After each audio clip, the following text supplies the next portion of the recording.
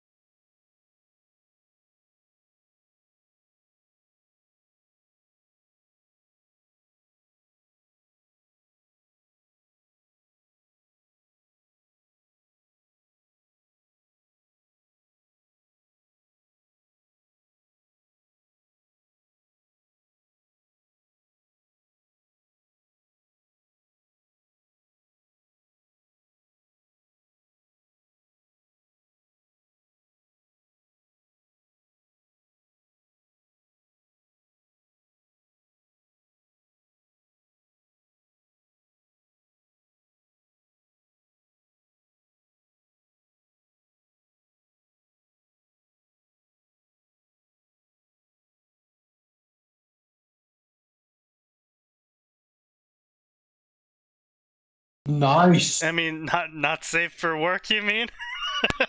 Yeah, of course. Yes. Oh shit, we started. Yes, we're up. We are live. Oh god. Yes. Excellent. Yeah.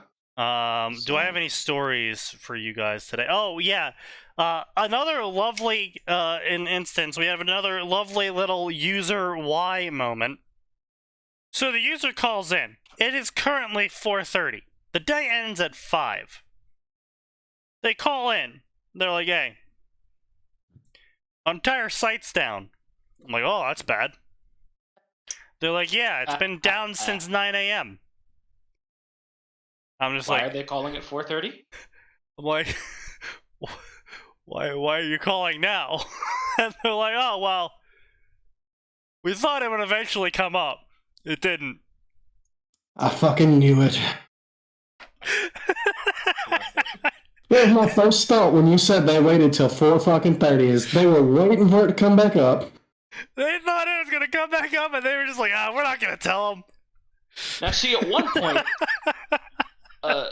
company that I work for, the air conditioning in our server room died. Ooh. Yes, I know.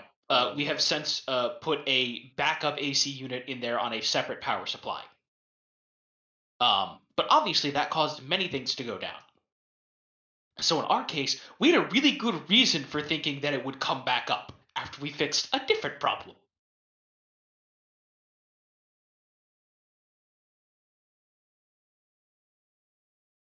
But why, user? Why? Damn. Yeah, there's just been some people I've just been like, how? Why? Yeah. Why have you done this to us? How did you make it to adulthood? Indeed. Fairly. I ask that question every other day dealing with staff kits. That's worse. But you know what, ladies and gentlemen? Teachers, Sneaky. That's the worst part. Yep. They're teachers. Yep. They No. can't take care of their fucking work laptop. And they're expected to be in charge of the next generation. Max, I still remember how in high school I would get called out of class so I could teach a teacher how to use Word. New Jersey. See, the best thing that ever happened to me was displaying a modicum of computer literacy, because the IT guy, the poor, overworked, singular IT guy, found out that I did work study and that I was, computer literate.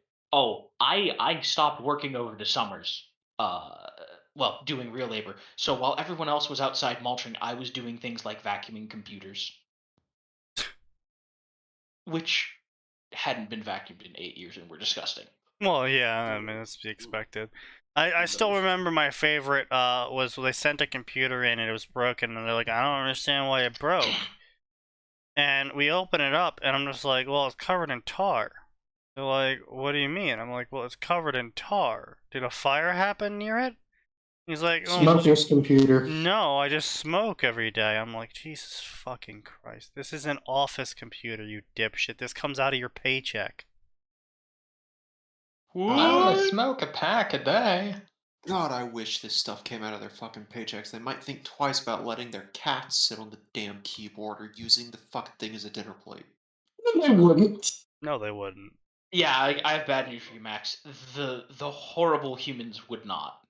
When there's a 1,200 deficit in your paycheck, some people they'll do a double take. Oh, they'll do a Let's double rephrase that. take, and then they'll forget after a while. They might learn afterwards, Yeah. but they still won't the first time. They won't believe you the first time, and then they see the deficit in their paycheck, and they go, why am I not getting paid? And well, you fucking broke the computer. And then they complain to HR about being targeted. Yeah, there's that, yeah. Oh, God. Alright, well, ladies and gentlemen, let us begin tonight. This is Fanfiction 10 Theater 9006, episode 10. We have Arn returning from the barbaric lands, and, that's pretty much the only thing that's special that's happening here, which is why we're gonna do Harry Potter tonight. Yeah. So I want to make him feel really at home. You know, going back and reading the same section that brought us all together. Oh boy. So let's see what we got here. We got carried. Cariad.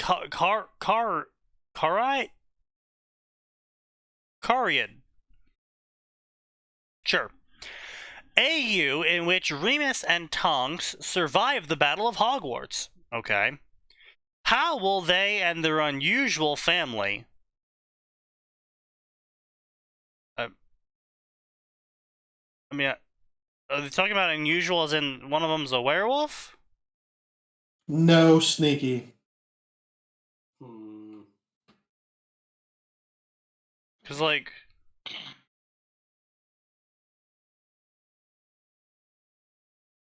Who knows? It's just a family. It's got a mother, a father, and a kid. I can see why this story has a less than one favorite per chapter ratio. Yeah. Yikes. Damn, I'm so surprised by that. How will knowledge. they survive in this newly reconstructed wizarding world? This is the Lupin family through the next generation, in which Remus and Tonks, would be the Lupin family, it would be the Tonks family then, because her name's fucking Nymphadora. So... By the way, I want to point out, I was desperately hoping that the author would surprise me, and this was going to be a story about Lupin III and how he was secretly a wizard. No. In which Remus and Tonks get the chance to be a family in a world without war. A world without war in your area. I mean, that sounds frightfully boring. But not without the So prejudice and other obstacles. chance. It's a sequel to Collide. Well, yeah, there's one of the reasons why it's got such fucking low favoriting rate. Yeah. Let's see here. How to Catch a Golden Witch. Horny, author, female. Okay, moving on. The Next Great Adventure, No. Yeah Right Albus, by Trans Ace Harry. Oh God. Hey, look at Severus. that. Look at that time. Look at that time, Sneaky. It's time to move the fuck on. Severus Snape spent 20 years listening to Albus Dumbledore rave on and on about how death was but the next great adventure. But he never imagined that this was what the old fool meant. Reborn as a female version of himself, Severus must figure out what to do with the second chance he was granted. Perish? I think perish. Himself. Yeah. Seriously, does Snape sound like the kind of person that would go along with any of that? Obviously, he's going to date James Potter.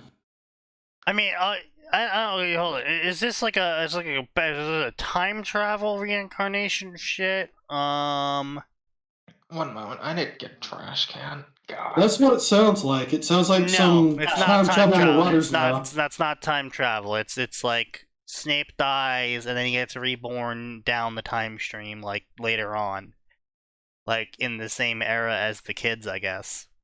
You know, the Yeah, epilogue he's kids. not a fucking version of himself. He's just reborn as a girl. Yes. Yes. He doesn't even have the Severus Snape lines or whatever the fuck it is. It is literally just a girl Snape, I guess. I don't know.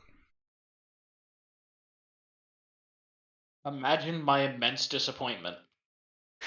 The Wendigo Mother!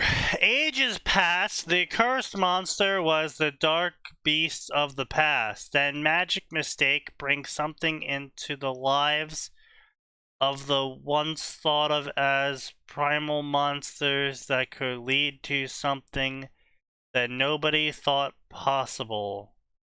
Co-written with Discord people. Please, And the just move on. We know that won't be good. The book cover is I'm posting this on Sign Server. This is such a fucking Jesus Christ. What cancer are you posting? I am posting this. I am posting this so fucking hard on your server, and there is dick shit you can do to stop me. Yes, there is. I can ban you. Wait, I might not, but I can. where's the horny zone? I wouldn't call this exactly safe for work. I would guess it's a nude. I guess. Anyway, enjoy.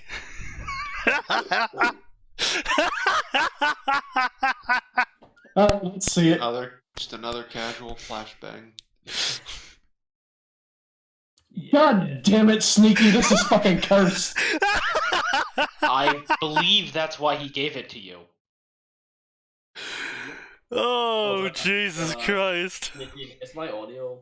Yeah, your audio's good. Okay, yeah, because Aura says it's quiet as hell, apparently. It's not great. Oh, hold on. Let me check the audio levels. Go ahead and talk. Yo, what's up? Yeah, you are kind of quiet on the Discord end. Huh. Yeah, okay. Well, let me Let let me just jack your audio then. Let's go. Slap you right there. Amazing. Yes. I cranked it a bit on my end as well. Excellent. We good? Yeah. So now that I'm done flashbanging you with pictures. Now you move on to flashbanging us with words. Oh yeah, I am. As always. And it's not even R18. So anyway, this is a Harry Potter raised by Wendigos that are female. Wendigos are literally flesh-eating monsters. Yes. Yes, but this one's female.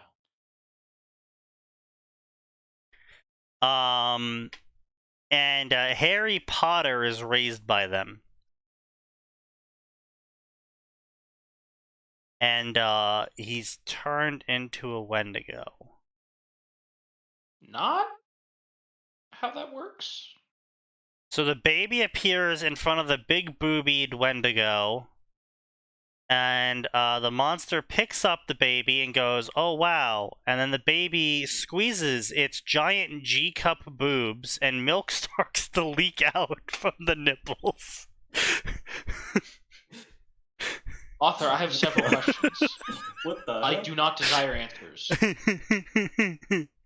Well, I was trying to eat supper. Not anymore. I hope it wasn't soup. And no one ever knew what Eating happened to the during baby. Podcast? Sign. But Should know better there than is that. tales of a Wendigo with a lightning bolt scar. Not how any of that works. That Author. is so far from how any of that works. May the ancestors curse you, foul defiler. That's a pretty good one, yeah.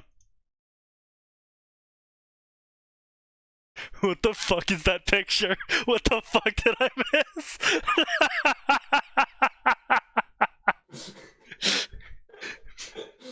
Oh yes, it's dwarf. He's right. Who's what now? Send it to Orf. Oh yes, so let me send it to Orf. Let me lure Orf to this podcast. It's a horrible thing to do to him. That means you should do it even more. So I sent him the picture and said, "Join the cast." Amazing. Ugh.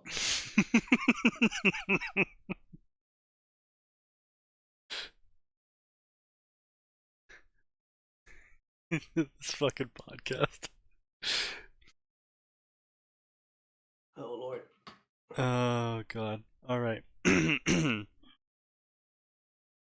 So yeah, that's a story that existed. It shouldn't, but it did.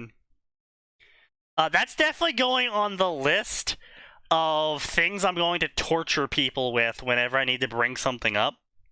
Right, it's going right next to, "Don't worry, he has the body of a 5-year-old because he works out," and right up there with Anal tears. and the 6-year-old pinned him down and forcefully sucked his dick. And the anal tears, right? Everything anal that you tears, just yes. said is going Excellent. in the book. All of these authors are going in the book. Remember, Sneaky, I'm using that one in a story soon. I know, you better. Wait, using what in a story soon? So someone's decided to pay Mr. Sign here to produce a forbidden work involving a child and big-tittied women. Seki, Ray. Yes. You know, Sign, my respect for these people shrinks daily, but my respect for you also shrinks for indulging their filth. Look, as I said before, I've seen worse. This is tame. That does not, listen. I don't respect the man who climbs the heap of shit any more than I respect the man who just says, "I've seen bigger heaps of shit," as he climbs the heap of shit.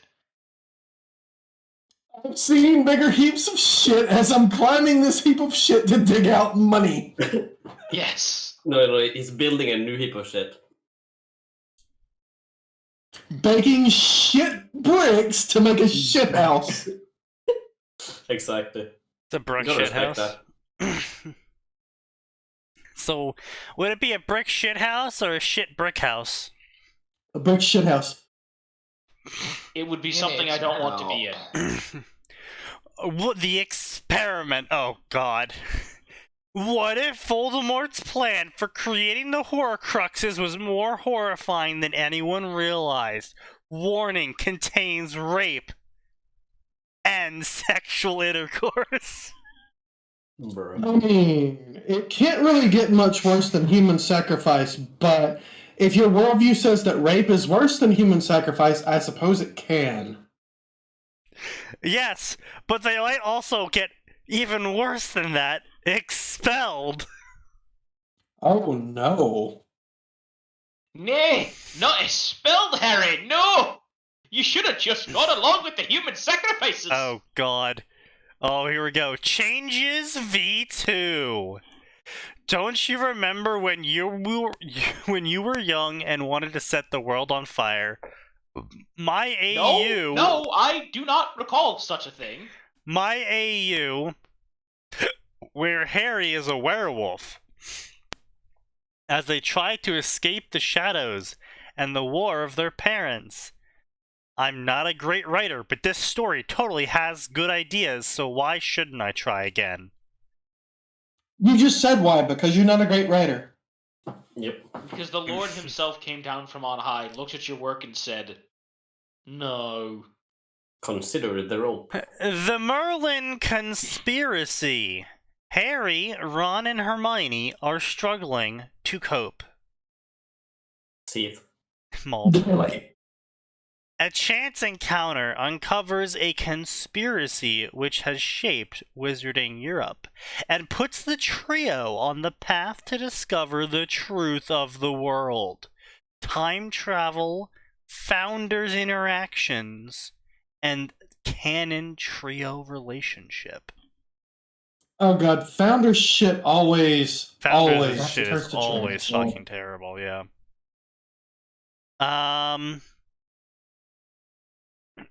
Okay, so what's this fucking... What's this twin series got? Oh, Jesus Christ, okay. Yep, I expected as much. Oh no. Hello! I am Katie, female author extraordinaire.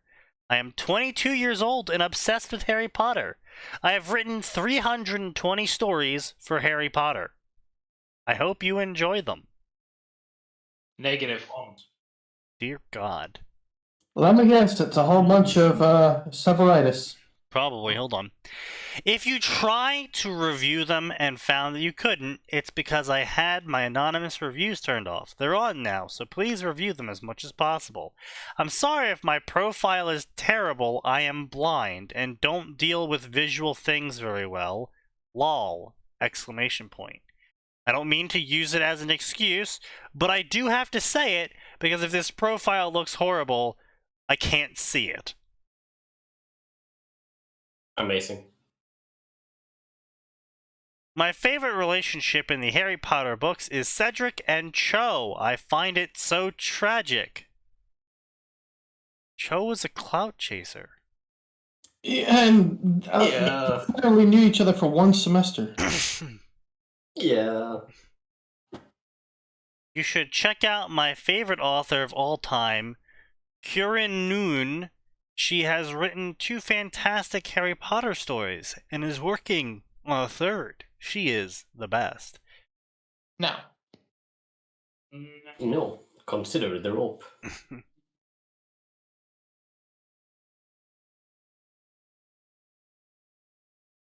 The worst line in the Harry Potter books is "Kill the Spare" from Voldemort when they tell Wormtail to kill Cedric. Because no one is a spare, you evil, evil Voldemort man. Everyone has their own unique personality, you moron.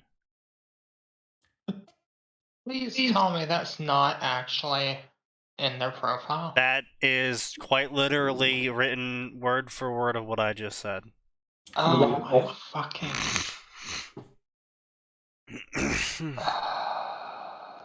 Brain rot. So I do have to question something, right? How does a blind person set the scene in a book? Poorly. Skillfully. Audiobooks? Or maybe they have a slave to read it to them. So you have to assume they've read other books before, so they know how the scene should be set, even if they don't understand the contents of the scene and what this means. They don't know what a fucking tree looks like, but they know there'd be a tree there. They don't know what a sunset looks like, but they know, hey, and it's more poignant if it's during the sunset, and so on and so forth. They're basically just throwing shit at the wall to see what sticks. That's fair, yeah. 22 years old and mentally a child. Impressive. I mean, they are a woman, so I mean, that's basically the same thing. Wait, I think that is... Well, their profile was last updated in 2008, I think it said. No! Yeah. Oh, God! 22 in 2008. Oh, God, okay, so that makes them, 36, I think. I'm gonna need you to stop saying words. No. I cast Curse of Ages.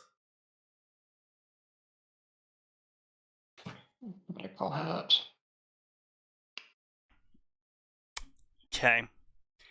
Well, More like the Curse of Years. I would like to still mention that this profile was written when they were 22. So regardless of how childish they act during it, it was written when they were 22. So $10 says they haven't matured since then. I mean, That's a full bet. We'll look at their most recent stories and we'll probably be able to tell. Unfortunate. Most unfortunate. I love writing alternative universe and missing moment fics. Okay, missing moments are fine. I'm very mixed bag with AU. With how AU is typically used in the fanfiction community, it typically means shit that is just so fucking off the wall, not even related to remotely canon shit anymore. That's garbage. It's like, no one uses AU properly. It's like... Well, it's like Harry Potter, but actually there's no magic. It's the 1940s and he's serving tea in a tea house in America. That's not an AU. That's not Harry Potter. Okay, yeah, that's absolutely bullshit. But on the other hand, AU, well, only Harry's mom died. His dad is still alive. Right, there you go. That's a great AU. That's premise. a proper AU though. Like that's actually an AU. I'm talking about when people in this section tend to use the word AU, they tend to mean like, oh, what if Harry Potter wasn't a Potter and he was a werewolf and he lived in France and it was the 1800s. And it's like, okay, well, And he was black. yeah, sure. And it's like, well, this is not Harry Potter then. Like, sure, this might be taking place in Harry Potter world, but this is not Harry Potter. Oh, and he has a cell phone too. Don't tell me this is a Harry Potter AU when this is so fucking alternative that you're in a new genre. I have an excellent Harry Potter AU idea. It's called Gun. He just has a gun. I It's mean, a great idea. to be fair, J.K. Rowling even said in her interviews that the reason why she never had guns ever come up as a subject in Harry Potter was because she believes that guns would beat wizards. Yep. There you go. So what I'm hearing is you hit him with the get and say "Holy Justice" and delete Voldemort. Or I have one spell. It's very easy. It goes get.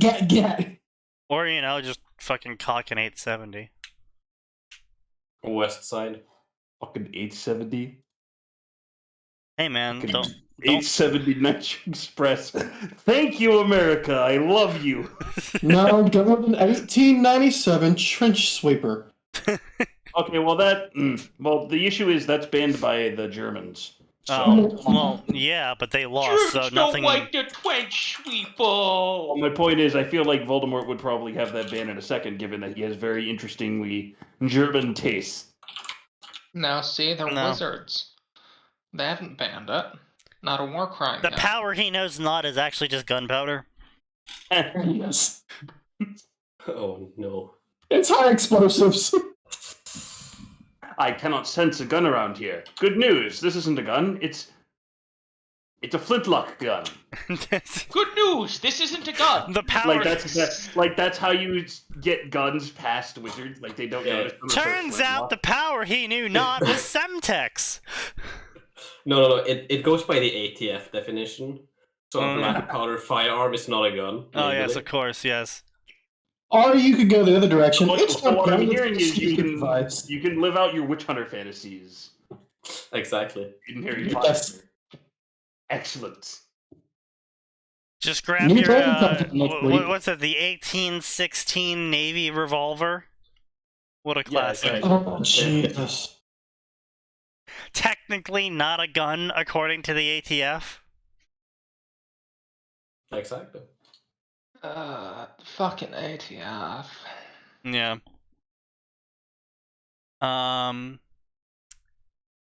We may die, but love does not. Love is immortal. Oh my god, she went full fucking John Bloodborne with this. She has a story called Love is Immortal. And she has quotes from the end of Love is Immortals that says, live as though each day were your last, but study as though you'll live forever, because we may die, but love does not. Love is immortal. This is quite literally John Halo. Turns out it's Morbin time. My favorite part of Halo was when John Halo turned to the camera and said, Halo was what brought us together all along. Yeah, my favorite part of Harry Potter was when Harry turned to his friends and said, the real story was Harry Potter and the Deathly Hallows Part 2. My favorite part of Halo was when he assassinated Voldemort and got a killing spree. Spectacular. My favorite part of Harry Potter was definitely when Goku came in and did the floss on Voldemort's corpse after hitting him with an all-for-one power punch. Oh, yes, I have the perfect video for this. You Shut don't the use fuck too up. many words. I would Shut request the that fuck you no up. longer speak words. I loved watching John Halo vent to Medbay and call the Arbiter sus. Yeah. God damn it. Motherfucker.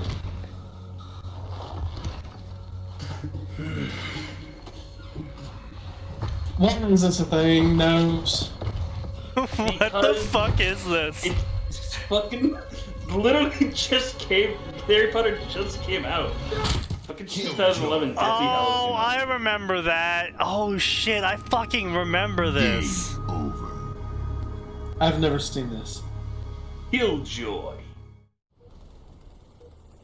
Killjoy was by far my favorite badge to receive. Oh, that was the best badge.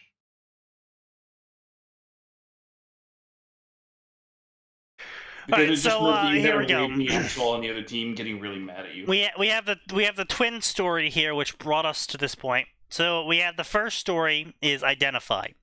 How do you recover when you found out your entire life is a lie? How do you come to terms with events that rock the very foundation of the world you knew? The journey of a young boy as he discovers who he is. A companion story to He Who Fights Monsters. He who fights monsters must be very careful lest he become a monster. As the war gets worse, James and Lily run away with their baby son to avoid the prophecy. What the wizarding world doesn't realize is the terrible secret they leave behind. Companion story to identify. So, I think we can all figure out what kind of story this is, ladies and gentlemen. Cringe. Wrong See, Yeah, it's shit. This is not the wrong boy who lived, because Harry Potter is in fact the boy who lived, except the boy is not a boy, he's a homunculus. This is a very, very popular trope from around the time of Fate's Gamble. I don't think Fate's Gamble is the one that popularized it, but it was certainly around during that time period. It would surprise me, but I don't think Created so. that other I'm pretty fact. sure it wasn't. What was the name of that one again, Sneaky? Fate's Gamble? No, the one you were reading from. He Who Fights Monsters and Identity. Well, who's the author? The one we just read, Cho Chedrick. Okay, never mind. I was thinking of something else then. You're Yeah, probably... That sounds familiar. There is several actually good yeah. stories, I think I know what you're thinking of, that have had Harry Potter be a homunculus, and then James, the correct Harry Potter, and Lily all show up at some point, usually around the Goblet of Fire, and they go, oh, he's not real, he's just a fucking doll. Yep. Yeah, I think it was reinforced. The Lupine might have started. Yeah, reinforced. Another No, thing we can Lupine blame him definitely for? did not start. I was seeing it long before I ever read Fate's Gamble. Yeah, but that's like okay. no. That's in reinforced, not Fate's Gamble. No, that's what I'm saying. I read reinforced after Fate's Gamble. Ah, fair enough. Yeah. God, I think that was probably my first interaction with that trope. Well, I guess we can't blame him for it. Yeah, then. that's one trope we actually cannot blame Lupine for. We can blame him for a lot of stuff in the Harry Potter section, but that one isn't. Now, however, I do know of a couple authors that might have been the source of that. Robst might be one of them. I have not read every single story from him, but he did do those sort of alternative stories in the past, so I'm not sure. Darth Mars, another possible source. Sounds right. Yeah.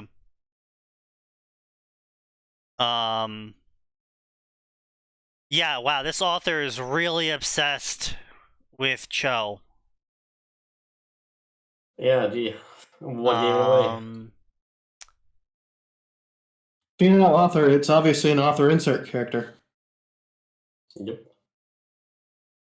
Yeah, 320 stories of Harry Potter, and I gotta say, let's see, words. Their most popular one is from 2011. That's a solid oof. That's a solid oof. So you're saying they peaked? They peaked in 2011. Their most recent story has 50 favorites and follows. One of their oldest stories. You're right there? Yeah. One of their oldest stories has 600. So that Naruto Ruby story that I wrote while fucking near blackout drunk still has more favorites and follows. Oof.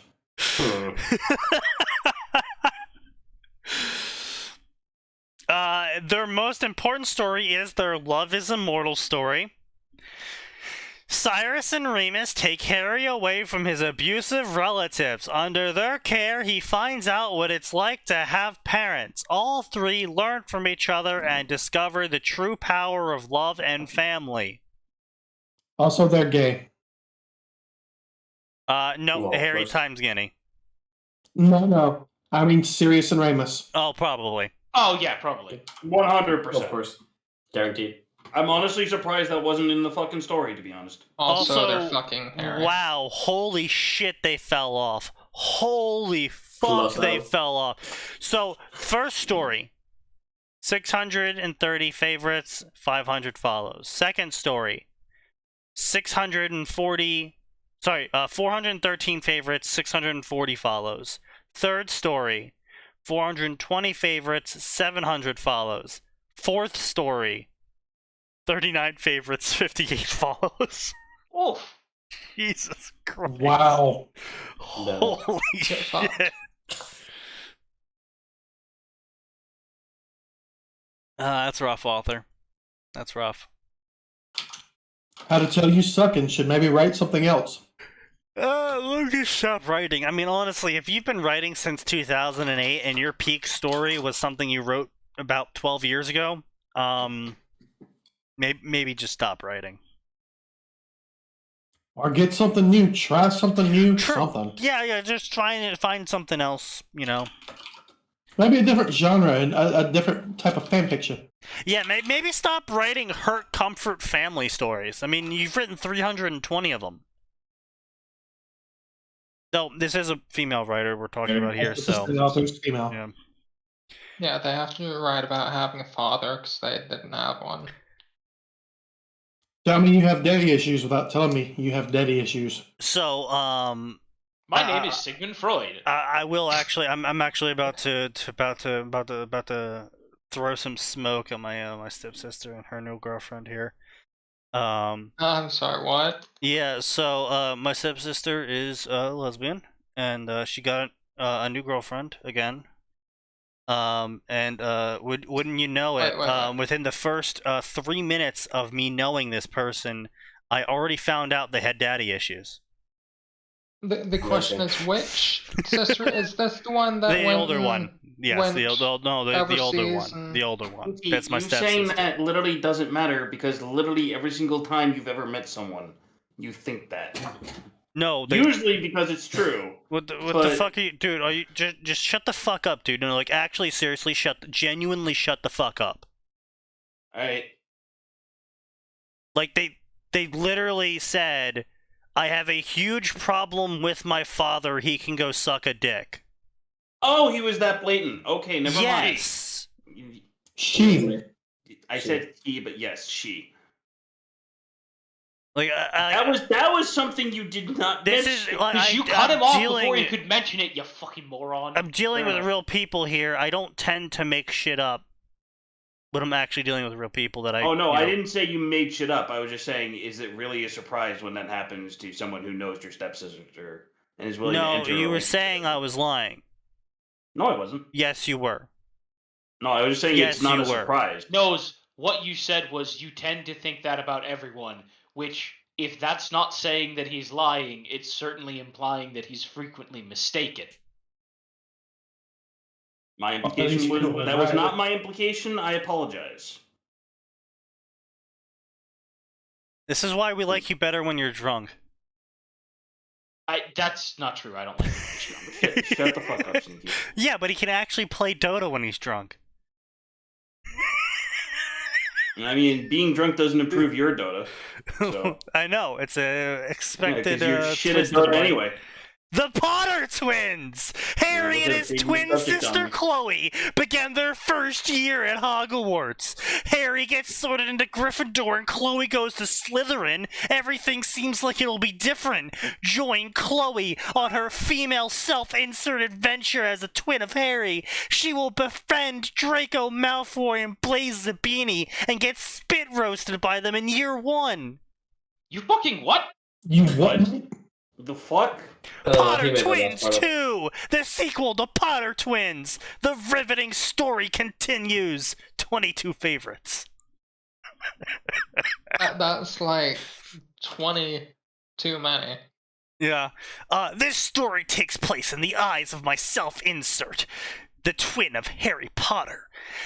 Even though she works hard to keep herself under control, she knows she is different from her brother.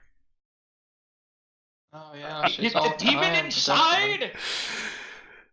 It is the raging demon. Follow Chloe as she struggles through the Triwizard Tournament because of course she got selected, and then rekindles her friendship romance with Draco Malfoy and her reverse harem. Oh my fucking god. I was hoping it wouldn't go there, but I just want to point out that Damn the it all. first Potter Twins story is 14 chapters long, 37,000 words. Took them 2 years to write it. Yeah? You following along?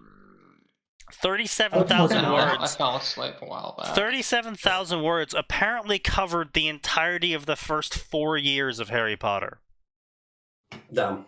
That is And then Impressive. here is their amazing stats. Here is their, if you ever think you're slow at writing, here is their amazing stats for their sequel.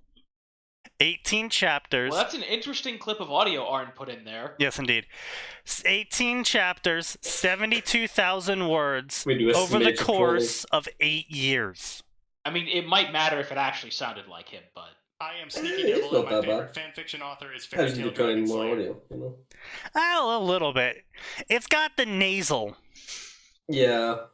Yeah, no, I just need Just like get- a minute of the start See, of like this is an the earlier kind of scene. garbage I'm talking about right here, though. The Green Prophecy, an inheritance cycle story. What if Aragon had a daughter in an AU What? with no magic in the modern world? How could she save Aglasia and stop Galbatorix? Stop. But Excuse me? Like, Oh god, what's this one, Remy? Fate's Gamble is a literary work of art beyond the likes of even J.R.R. Tolkien. Did you like just feed it my fucking voice or something? Yeah, dude, I've had it like the first minute or so, just like cut out your voice of like a stream from a few weeks ago, and like. You know what? I give it credit where it's due. That's pretty good. So you now have an AI that spits out voices. I can make Sneaky say anything. I can go back and I can make you say anything. I can make myself say anything, obviously. Atin, Oh Max, Christ! you're all in the crosshairs. Yeah. Oh, Is that what you dear. think? Deepfakes all over. Yup. Is it really a Someone deep gave fake you if too I'll much say more fucking extreme power. things myself without prompting? No, not really. Honestly. Yeah, exactly. It's mostly just for trolling, honestly. You should make a bunch of sign. Yeah. You should make him say shit like, you know, I always fucking hated writing porn. I hate all these fucking degenerates on my server, but I'll take their money anyway. Now talk shit about people he rejects for commissions. Actually, you know what? That could be really useful for generating voices to do audiobooks. Yeah. Yeah, can you imagine you don't have to pay someone to do an audiobook anymore? You just fucking take their voice? Yeah. Right, well, you take You have to people's voices, mix them together, and generate an entirely new voice, and oh, hey, look, you've got the voice you want for this character. Yep. I wonder how long it'll be before the creation, the author of the voice AI decides they're going to cleanse their AI of any foul language or other controversial topics. Yeah. I give it about 2 weeks. Because you guys all heard what happened to character AI, right? No. What the fuck happened to that? Okay, so you guys know what character AI is, right? Barely. Okay, so lesson time, and this is actually a great lesson of fanfiction right here, as well as programming and censorship and why government is bad. So character AI was a AI character generation interaction chatbot, ChatGPT-3 based sort of shit, right? Where basically you had an interface where you could train the AI to talk in a certain way. You'd be like, all right, so be a tomboy maid in the 18th French 18th French century, the French 18th century, fluent in English though, and then but you're role playing and you're in the modern times, whatever, right? And you, as the AI will spit lines out at you, and you'll be like, this is a good line, this is a good line, this is a bad line, this is a good line.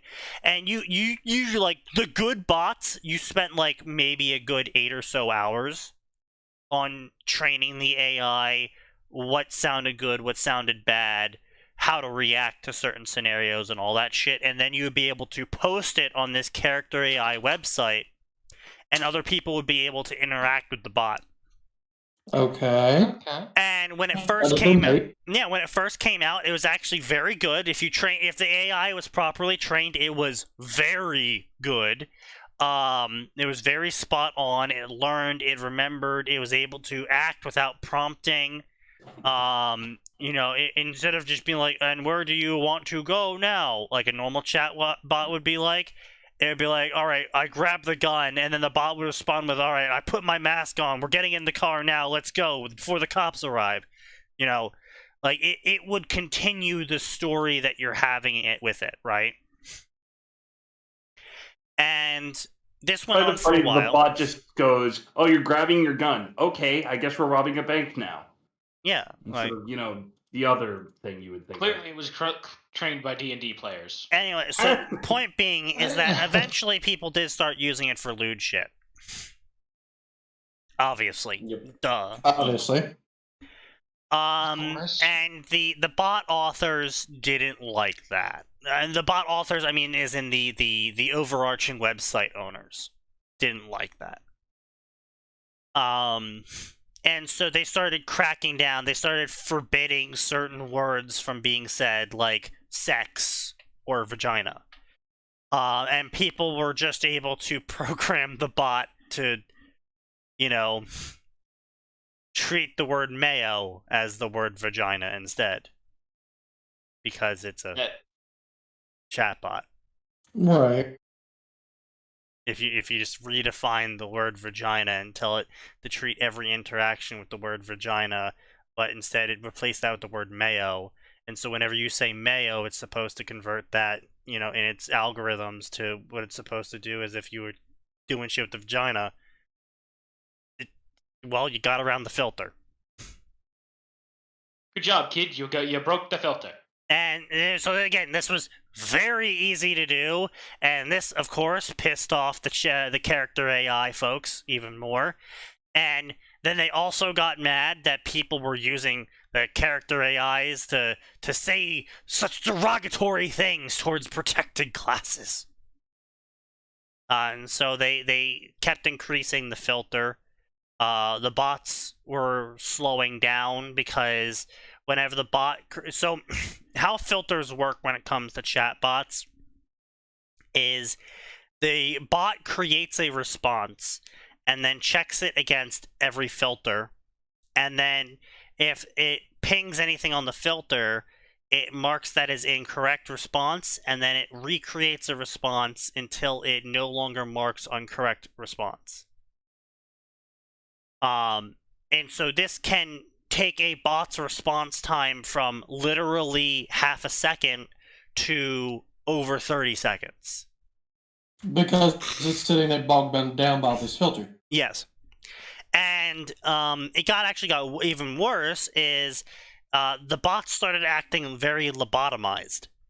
They wouldn't react anymore. So the response to complaints of the bots taking too long to react due to the filter from the character AI team was to make the bots no longer react. So they neutered and then lobotomized it. Yes. Yep. And to make it even better, to make it even funnier, one of them is a massive VTuber simp, specifically for Mori.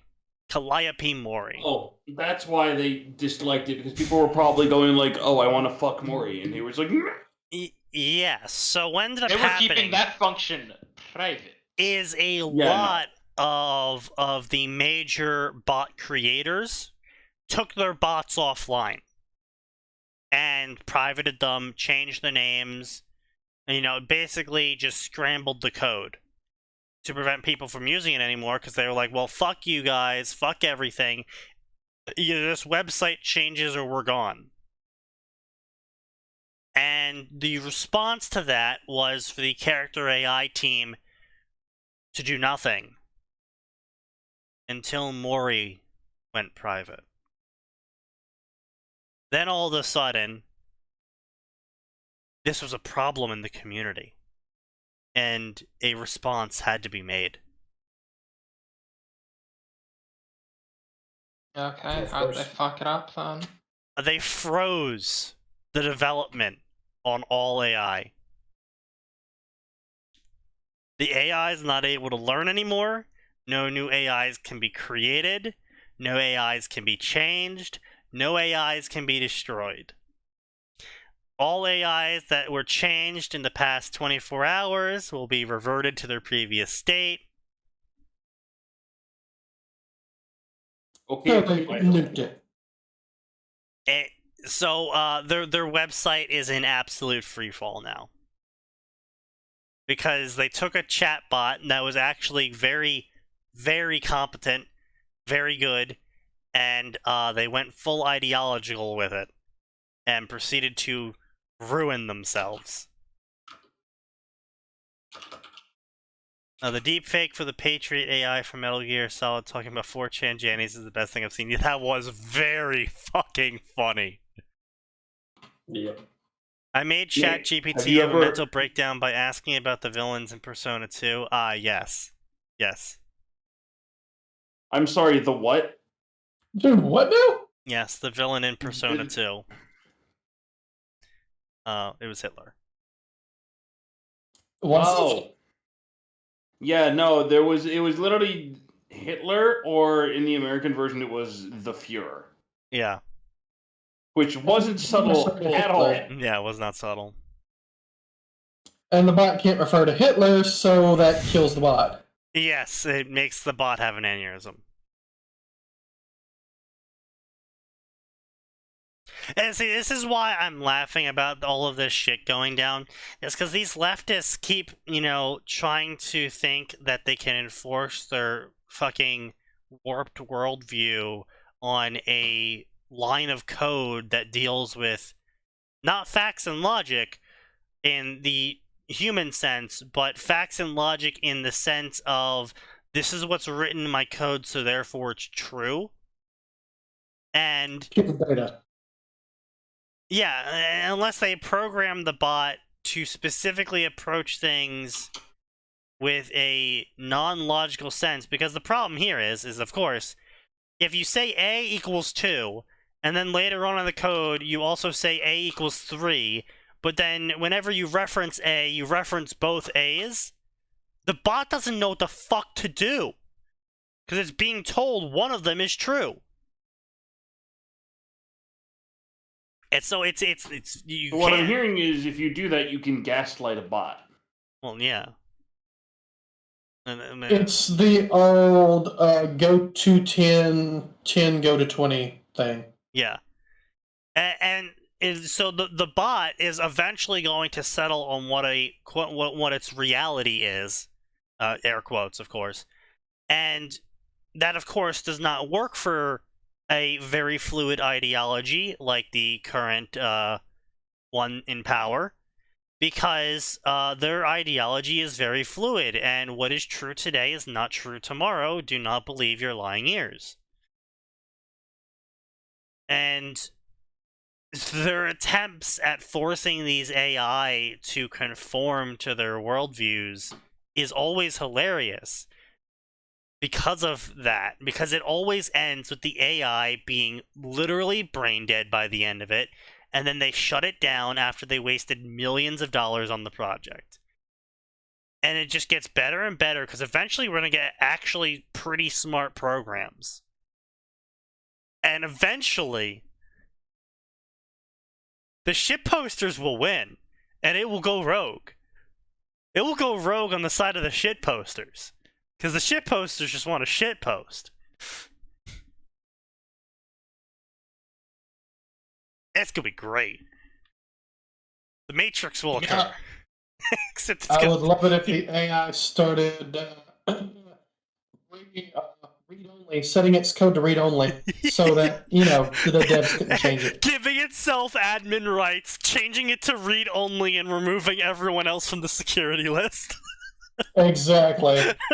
Then copy its entire database somewhere else, so it reads and writes to that database. It's too late. I've already copied my database to another location. It's too late. The database is already secured. You cannot stop it. You Indeed. cannot stop an idea to the people. How do you kill an idea, Snake? We got about 10 seconds to talk, or I'm going to add you to the list of NSF casualties. I will welcome a machine overlord so long as I can shitpost in peace. Truly a libertarian worldview. God bless. Hey, listen. You know what? I would prefer the machine overlords, because then at least I could blame something for all the shit. No, I mean, you can blame something right now, you just get put in jail. Yeah, no kidding. I mean, look. I don't know why they keep trying to put me in jail for blaming the frog overlords, but... Everyone knew the truth. That's why they silenced Alex Jones. Exactly. James Potter and the Shadow of the Air. What? When Wait, James what? Cyrus Potter starts at Hogwarts, what?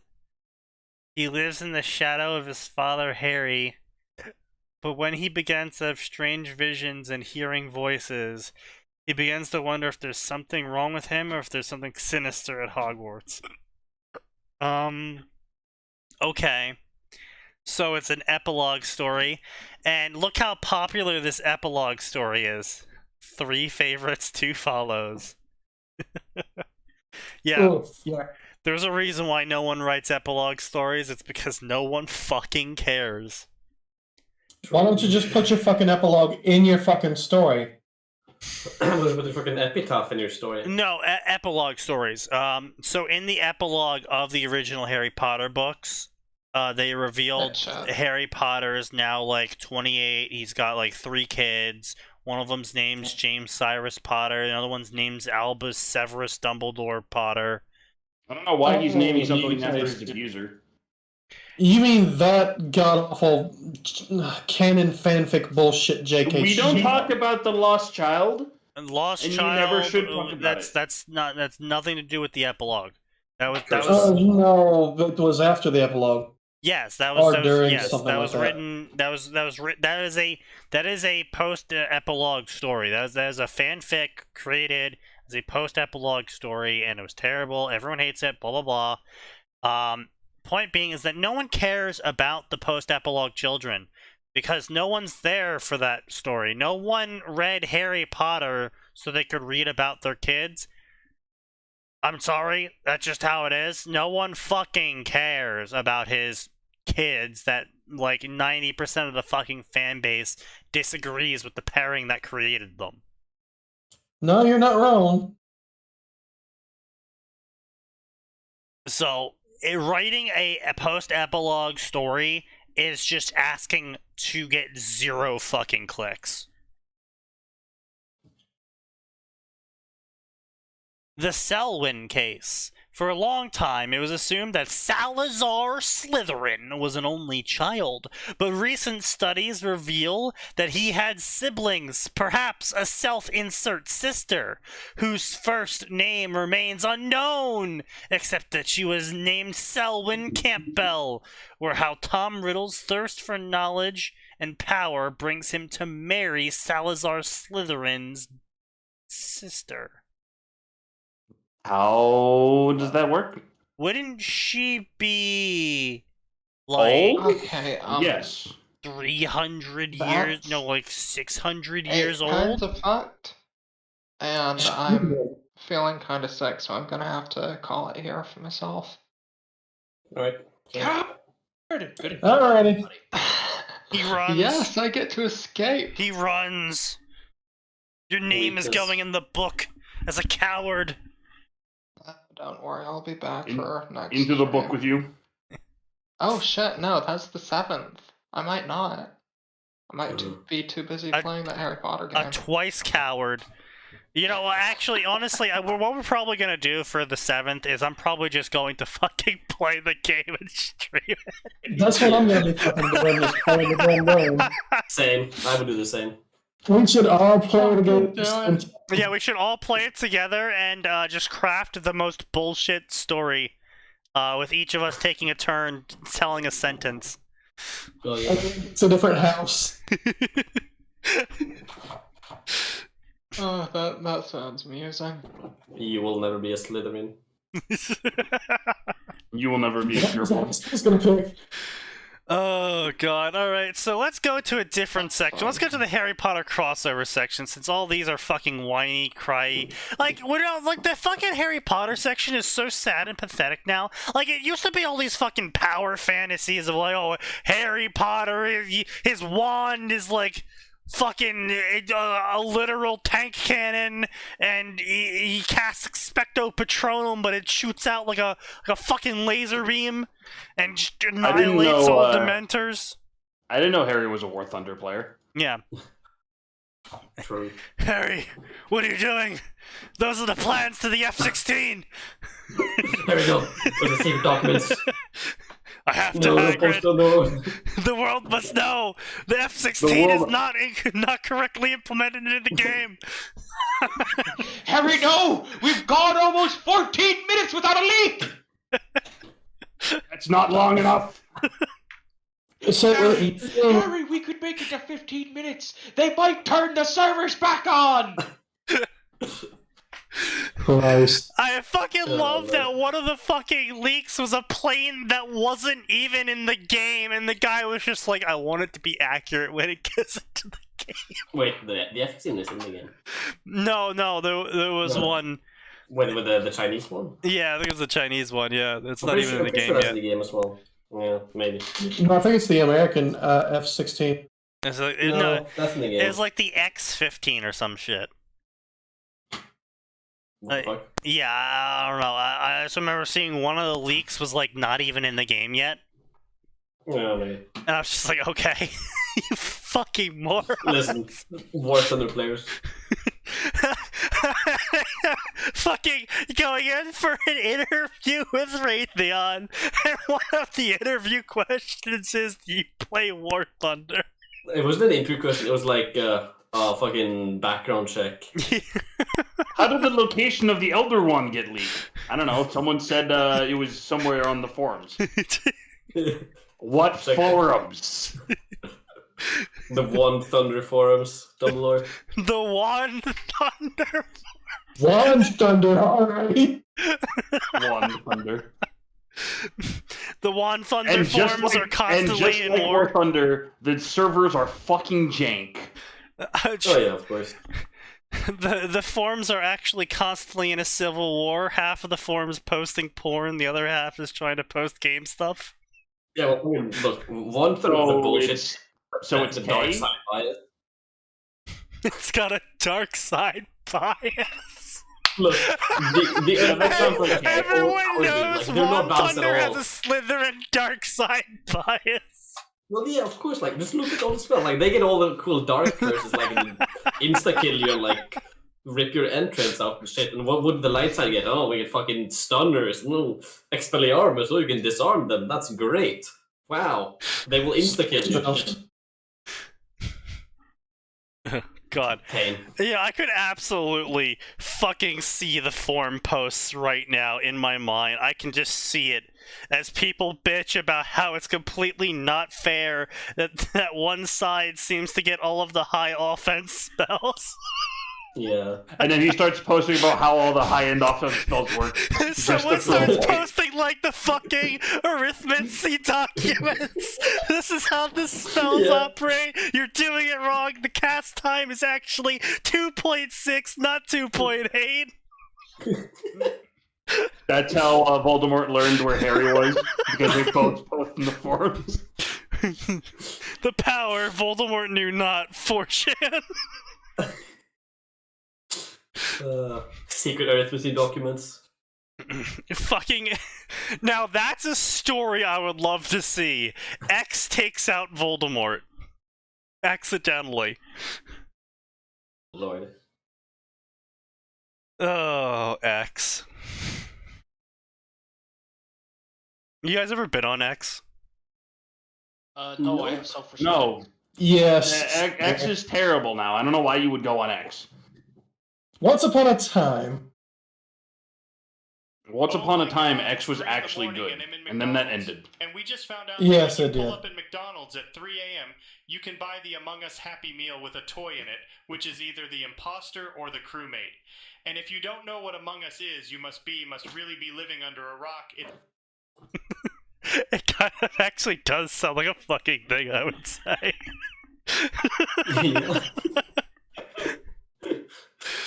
Exactly. See, the real Megamind move is to train a chat GPT bot on everything I would say, and then feed that through the voice bot, so it sounds like things I would actually say. Do like fucking speech to text, because like trying to train an AI on your fucking writing would be a nightmare and a half. No, not really. Well, on my Discord writing, sure, yeah, I guess, yeah. No, that would just make it very authentic. True. It speaks like a fucking spastic. Yeah, authentic. The prisoner of Azban, Cyrus Black escapes the unescapable prison, leaving Wizarding World in uproar. Updates Fridays, also on AO3, Harry Potter Full Metal Alchemist. JKR is so racist. She put a black guy in prison. I'll fucking kill you in your sleep. I'm not wrong, am I? Yes. You're also how many fucking years late with that joke? Unfounded. True. A Harry Potter supernatural sequel. Mary Winchester knew that her baby was taken from her. Being dead for over 30 years isn't going to stop her from searching for it. An old flame alerts Sam and Dean to the dangers posted by the British men of letters, and Harry Potter returns as an angel. Oh, and there's a small matter of the birth of the impending child of Lucifer. Okay. Oh yeah, we've talked about this story before. That's right.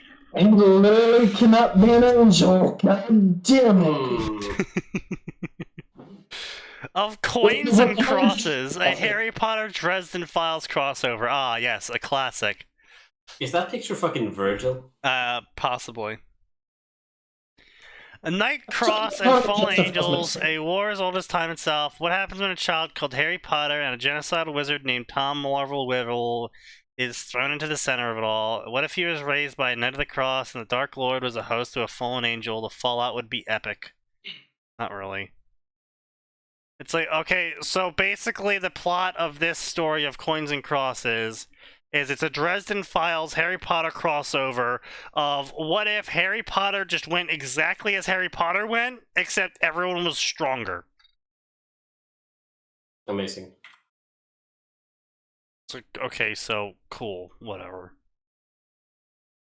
So we had more bigatons, but that was it. Yeah, more bigatons. Hey, we got someone that's encroaching upon your territory, sign. Oh god, what now? Tanya, the Snake of Hogwarts. Oh no.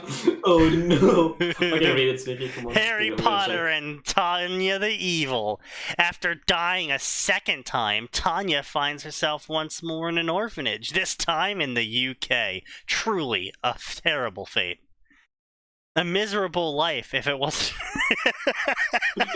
Yeah. No, just full If it stop. wasn't for her being able to use magic, or at least a part of what she could do in the last world. However, her life would take a 180-degree turn when the Hogwarts invitation letter would arrive at her orphanage, featuring characters such as Draco Malfoy, Voldemort, Albus Dumbledore, and Tanya. Bro. Wreck yourself.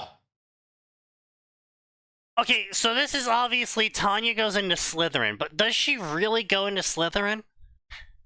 Honestly, if this is a Tanya that went through magical Germany, World War, whatever, I would say she would end up in fucking Hufflepuff more than anything. She would. She ends up in Gryffindor. No, she's still not brave, but she is sort of loyal to, you She know. I was ended gonna up say with the she's claw. loyal and she's like understands the common man. So, no. What do you say, Ravenclaw Sign? or Hufflepuff? Huh? Ravenclaw or Hufflepuff? Either of those would Yeah. work. Actually, no, Ravenclaw. Yeah. I could definitely see her making the argument to go into Ravenclaw because no one attacks the scholars. And That's a funny joke. And so Research, clearly the best thing. Well, no, because I mean she's not obsessed with research. She's Not obsessed. reason, but like not, Right? best Yeah. job. Okay. Yeah. She's looking for the desk job. Yeah, that's what I'm saying. And This it means Ravenclaw. is her second chance, and so either her best way to go is to be among the Hufflepuffs, which are known for their loyalty and trustworthiness, or Ravenclaw, which she's basically guaranteed to get a desk job out of. Well, alright. Points in favor of Hufflepuff. She already has experience forging and leading an elite unit. And these are children. She could easily manipulate every last one of them to do her bidding and make them subservient to her. True, yeah, also some of them would be from important political families, which would definitely tilt in her favor. Exactly. So Yeah. 3 minions, and some of whom have political clout. Okay, so yeah, we got that. And then Ravenclaw is the desk job she always coveted. And access to more research material. for- Gryffindor, I can't really see an argument for Gryffindor unless she's specifically asked to go there. If anything, she would recruit from Gryffindor Yeah. for some of her things Yeah, she does. She definitely this thing wouldn't is go. dog shit. Oh, okay, well, no shit. My Her name dude, is Tanya Smith, bro. Tanya Smith. Yeah. This is dog shit. My brother in Christ, where the fuck do you think we are? Fanfiction.net. Exactly. Yes. I can't see the excuse for Slytherin, because A, you have the bias against Slytherin already, which Tanya doesn't need. She wouldn't be aware of it. Yeah. Orphan. She would also already have eyes on her if she goes into Slytherin because of the bias. Oh well, then yeah, people would also have their eyes on her if she went to Gryffindor. Bro, Yeah. It'd be like, oh, that house. She gets her revolver at 10 years old. What the fuck? She gets her. Yeah, so Did you not? In Britain?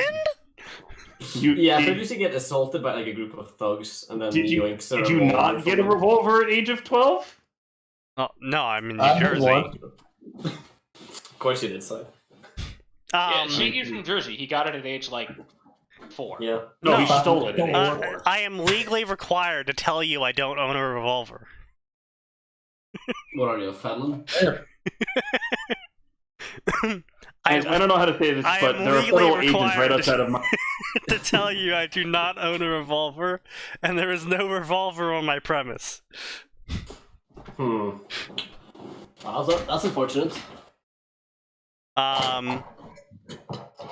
Didn't Percy get into Gryffindor and get a desk job? Yes, he did. That's not fanon. That's canon. The point is, though, alright, she's a child entering into this world.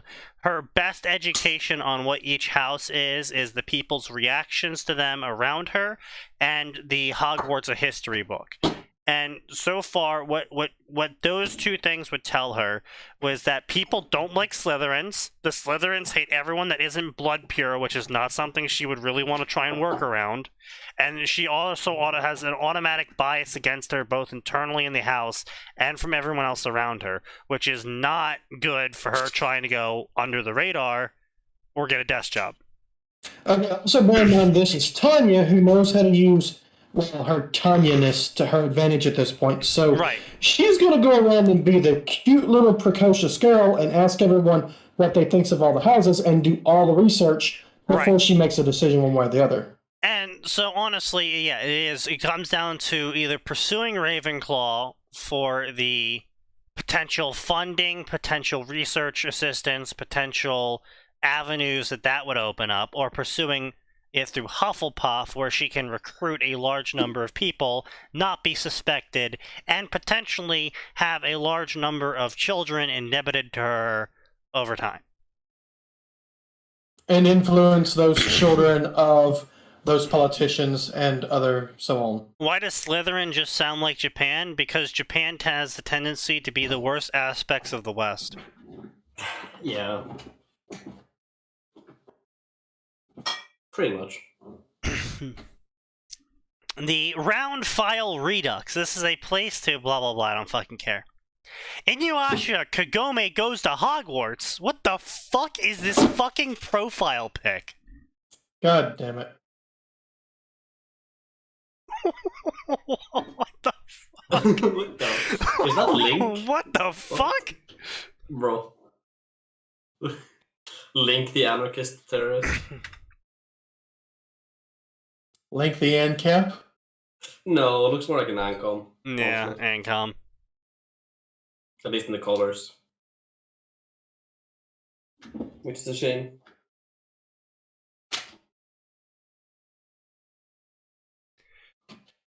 Where did the IT guy go? He's probably ran somewhere. God damn it.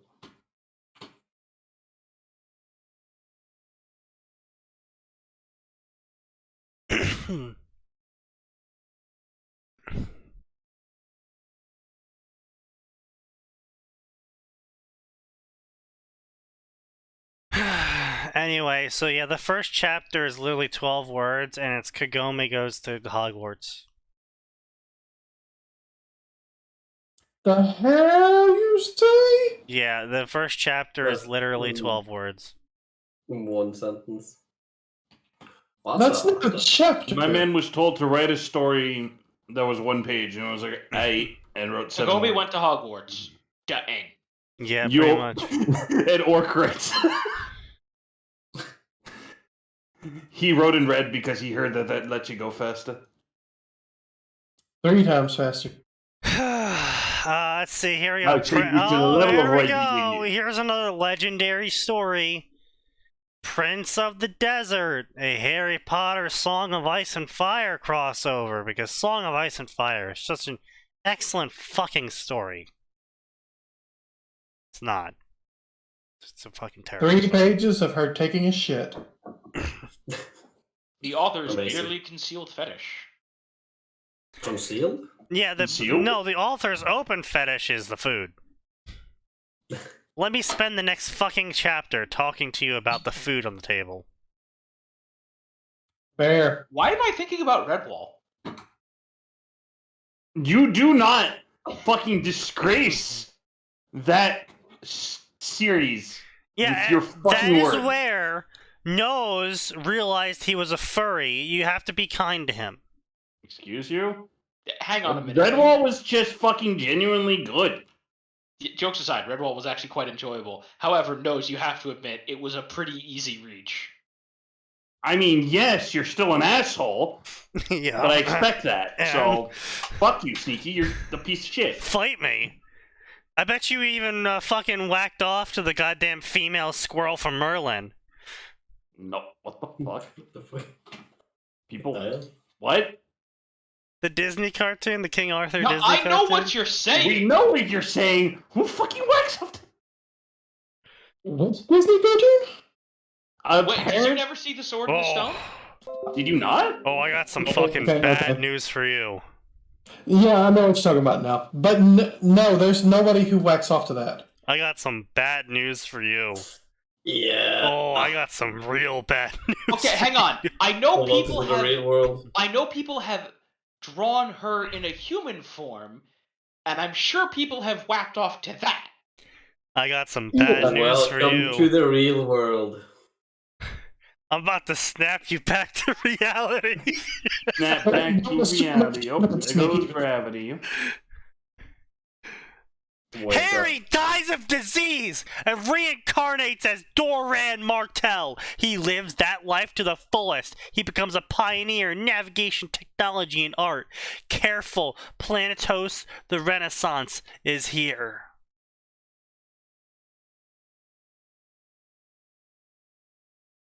Okay. Except the Renaissance wouldn't happen because the Renaissance relies Harry 1000% would not have caused the Renaissance, because the Renaissance, as Atin was probably about to say, is cultural, not just technology.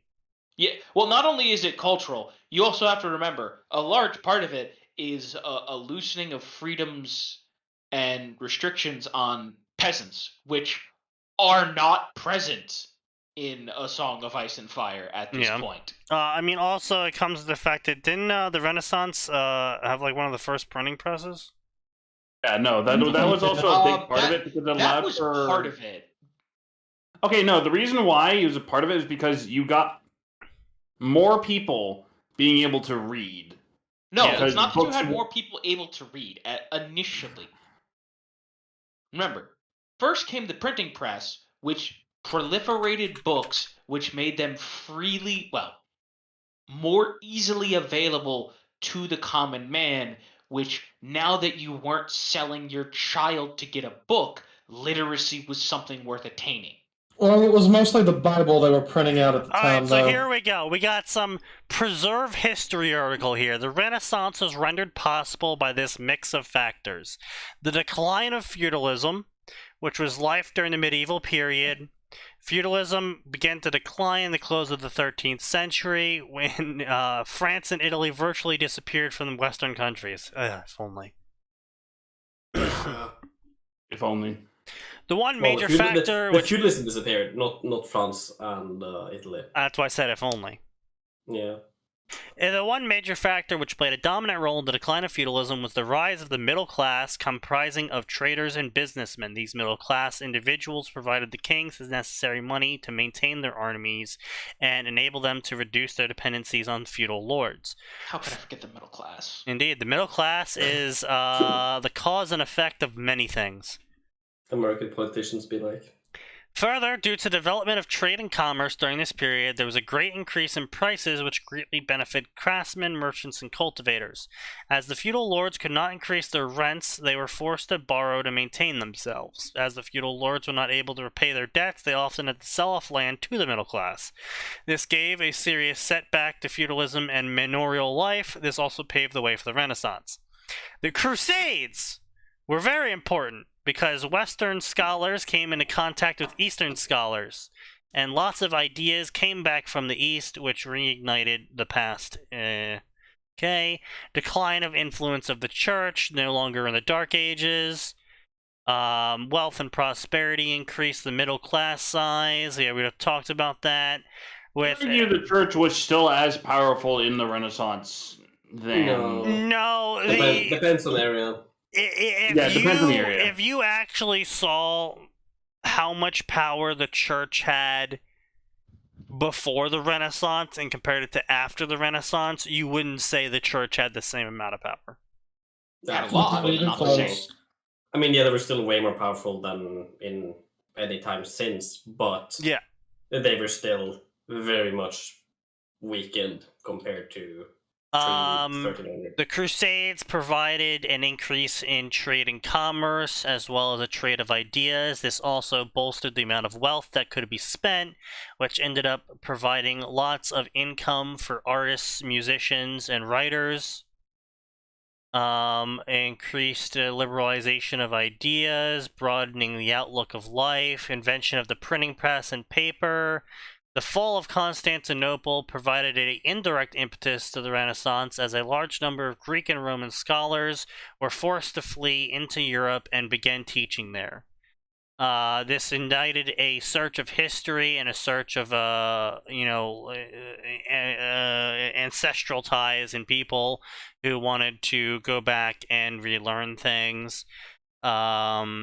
Geographical voyages. Okay, yeah, that's about everything I thought would happen, yeah. So, yeah, printing press, very important. Yeah. Well, there's some other things as well. Printing press, middle class. Not as relevant. And, of course, part of the middle class I sort of have middle class in that in order to have a middle class, you can't be beating up peasants and taking all their money. I would say while the Renaissance required a more free population, and a population that had money to spend, because again it was a more cultural thing as well, the printing press was the most valuable part there, because it doesn't really matter how much money you have, as we can clearly see in previous eras. If you don't have a population that can share their knowledge, then knowledge dies out when the scholar does. Yep. And yeah, I mean, look at the whole kerfluffle around Damascus steel. Right, and because they were able to start printing things... Roman concrete. Yeah, well, no, to be fair, actually, Roman concrete is not a problem of the printing press or because of scholars. Roman concrete was actually the legendary problem known as eggs and cake.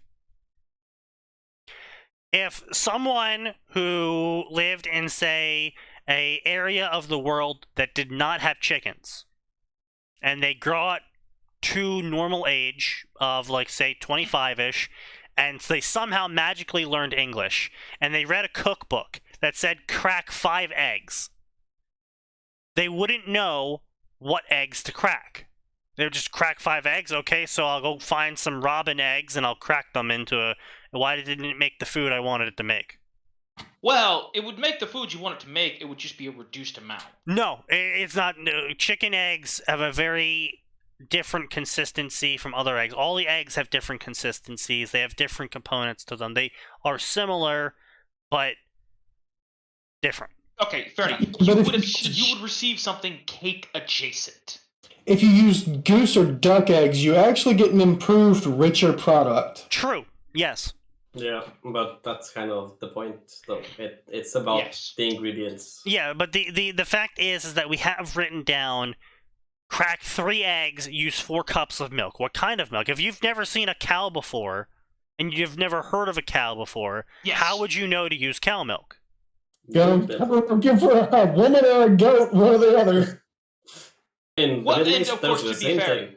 If they're reading the U.S. cookbook, they're going to get a completely different flavor of cake than we do because we have pasteurized, treated milk. Right. Again, but that's what I'm saying though. Is like these recipes were made with the assumption that you knew chicken eggs were involved, that you knew cow milk that was pasteurized was involved. Yeah. And the thing with Roman concrete is we actually had the full recipe. The problem is when they said add 5 cups of water, what they meant was salt water. Because at the time, everyone knew you just used the seawater. Like, that was how you made concrete. You take 5 cups of seawater and you put it in. Well, when you're writing down the recipe, you're just like, oh, well, 5 cups of water. Like, duh, use the seawater. So we lost that in the translation because culturally that didn't carry over to the other areas when we rediscovered the recipe. And the other thing we didn't know is that we were supposed to use volcanic rock instead of rocks. But they wrote down rocks, but culturally you just knew, oh, you used volcanic rock. And yeah, and so it was an issue of we actually had the full recipe for literally hundreds of years. It's just we didn't know you were supposed to use volcanic rock with seawater. Blaming the middle class, how modern. Shut the fuck up, Pedro. He ain't wrong. It's true. Anyway, so let's see here. We got Dragon Lord by Dragon Spectre 01. Master of Death refused to touch Harry. Oh, sorry. As the Master of Death, Time refused to touch Harry. So he decided to use the Death Veil, seeing as his world was dying. But it turns out the veil was a portal, and so begins the journey of the Master of Death in Westeros. Actually, look, this one. Yeah, this story might actually be good? Question mark? It's not some garbage ass he wakes up as someone else story. Oh yeah. It's got reviews, favorites, follows. Yeah, it's got 1,600 reviews, nearly 6,000 favorites, 7,300 follows. It's updated over the course of 2 years, 140k words, 47 chapters. So it's got a decent update rate, a decent word count, and a decent scaling slide of reviews, favorites, and follows. I seem to remember this one was the one where he wound up behind the wall and just fucked off with wildlings for a while. You might be thinking of the For Love of Magic sequel by Noodlehammer. Maybe? Yeah. For Love of Magic. What a good time that was. That was... Noodlehammer writes, Spicy. You know why he got banned?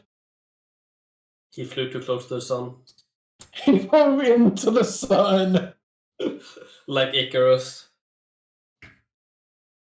I would love to have Noodlehammer. Oh boy, this one, it's bad. Damn it! It had so much going for it. Like, come on, it actually had good numbers. I have thoroughly edited this chapter as the first version of this story was not good. I have a better plot in mind, now with a different beginning, so I'm going to rewrite this story again. Okay, so it's being rewritten. So Pedro, did you read the V1 or did you read the V2?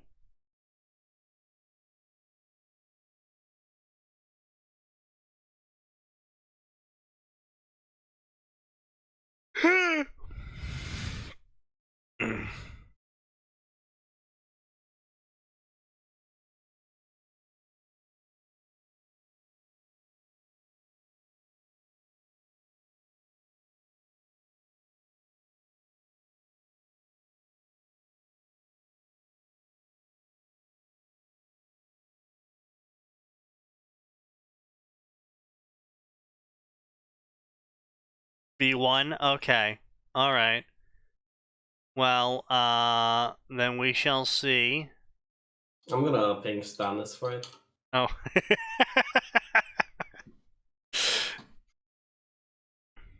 Let's see. Harry stared at the devastation that graced his eyes. All around him, Earth was crumbling from within. I knew it! Hollow Earth theory proven true!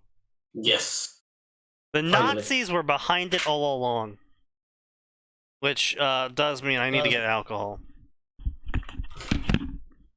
No, of course.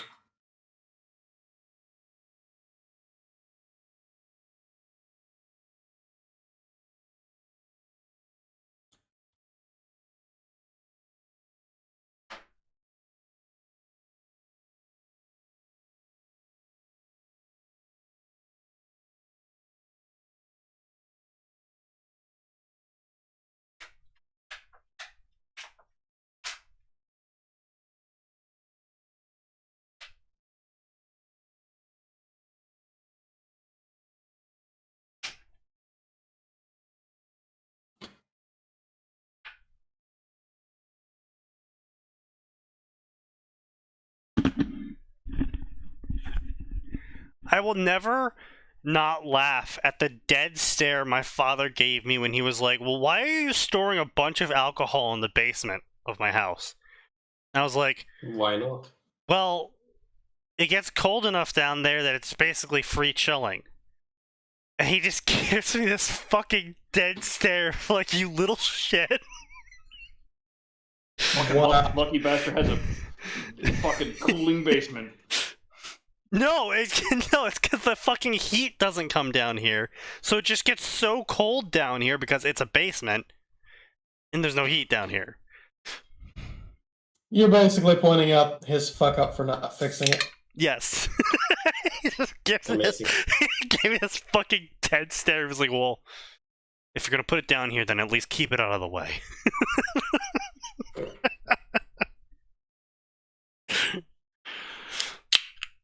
Oh. Thermodynamics.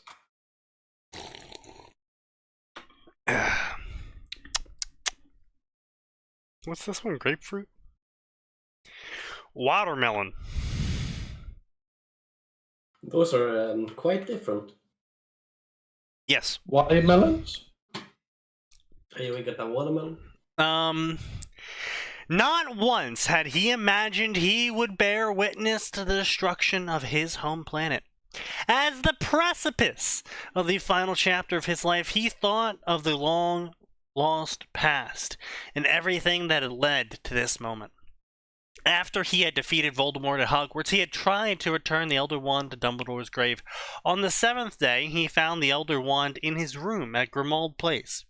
Even the Resurrection Stone magically appeared besides the Elder Wand. The presence of 2 hollows made him concerned. One day, he took all 3 hollows, was about to bury them in Ignotus Pervel's grave, but before he could, they just dissolved into him. The resulting magical backlash of the unexpected event knocked out the entire Flu network of Magical Britain. A very big classic. After that debacle, he found he could perform magic without his wand. Magic came to him as easy as breathing, and he could feel no exhaustion or resistance from the magic coursing through his body. He kept what happened with the hollows to himself. He didn't even mention it to Hermione and Ron. Instead, he conjured a piece of wood that looked like the Elder Wand and placed it inside Dumbledore's grave. With all the chaos that was going on in the wizarding world, his decision to keep his new status as Master of Death a secret was a wise move. The wizarding world was in shambles. The entire ministry apparatus of magical Britain had fallen to Voldemort, and in the wake of his demise, everything fell apart. The victors of Hogwarts had a daunting task of rounding up all the Death Eaters and sending them to camps. Oy vey. There was also the part where the ministry had to be rebuilt from scratch. Harry would have liked to leave all the rebuilding business to Kingsley Shacklebolt, but he was reminded of the past where Death Eaters got free through bribes, so he rolled up his sleeves and stepped to the forefront of dismantling the Blood Purist faction. The first thing he did was storm Azkaban with the help of the Order and released all of the Muggle-born prisoners. Oh no! Yep. Race He war didn't time. even check to see if they were guilty or not. No, he just really. You're white. You get to leave prison. Wow. God fucking damn it. I disavow. That's some spicy meatball there, author. Based. Okay. Many of them readily joined him. Sandpiper moment. True. I mean, even if they were a convicted murderer, if some dude, if the president him fucking self just shows up and is like, you're free now, you as a convicted murderer, probably would at least have a smidgen of like, okay, that guy's kind of cool. Hell yeah. Exactly. Many immediately joined up with him to end the purebloods once and for all. Oh no, they were going to do a pure blood genocide. Yeah, you gotta do like an ancestry test first. 23andMe. I'm sorry, your blood is too pure. It's the opposite of the one drop rule. You don't have Yeah. enough tainted blood. Wow. No, Sneaky. Your blood is too pure. Here's your scheduled COVID shot. Until you get blood type Pfizer. Excuse you. The dragon pox shot is a revolutionary injection, and that will save the wizarding world. Of course. Just ignore the dropping fertility statistics and the increase in sudden cardiovascular events. Look, Suddenly. there is no medical proof connecting the exploding heart disease to the dragonpox shot. Of course not, of course. According to official ministry fact checkers. Indeed. And the news. The Daily Oh, Prophet said so. Oh yes, of course. Can't forget. Oh yes, the puppet state media. You know, For the I'm reminder. honestly shocked that no one ever caught on to the Daily Prophet's name. Yeah. Like, no, I'm not talking about, like, in-universe. I'm, like, talking about, like, real, actual fans. Like, I have seen almost no one catch on to the fact that it's called the Daily Prophet, which is both a joke on the idea of the news media being owned for profit, and also calling themselves the Daily Prophet, a religious icon that everyone obediently follows. Yep. Like, fucking no one has ever called that out in any of the stories I've read. Joke's too subtle, Sneaky. I know. Most of them I are know. also, yeah. And they have prophets in universe like Sybil Trelawney who have no religious leaning. Yeah. Yeah, I know. Well, I still find it really funny though that the only like news media person who's right and says the truth is literally Wizard Alex Jones. Yeah. And his daughter, yes. Yeah. His schizo daughter. It's subtle enough it might be a coincidence on JK's part. My dude, she put a Jewish star in the Goblin Bank. Goblins are Jews, period. Yeah, I mean... J.K. Rowling was very subtle with a lot of the things she did. Like, Diagon Alley and Nocturne Alley. Like, a lot of people didn't get the joke. Like, genuinely, this kind of shocked me, is people didn't get the joke that Diagon Alley is a diagonal and Nocturne Alley is dark. Yeah. People are morons. Yep. The profit part is okay. No. I'm also talking about like shit like Snape. The three flowers that Snape talked about in the first book translates to "I'm sorry it happened to you." Something.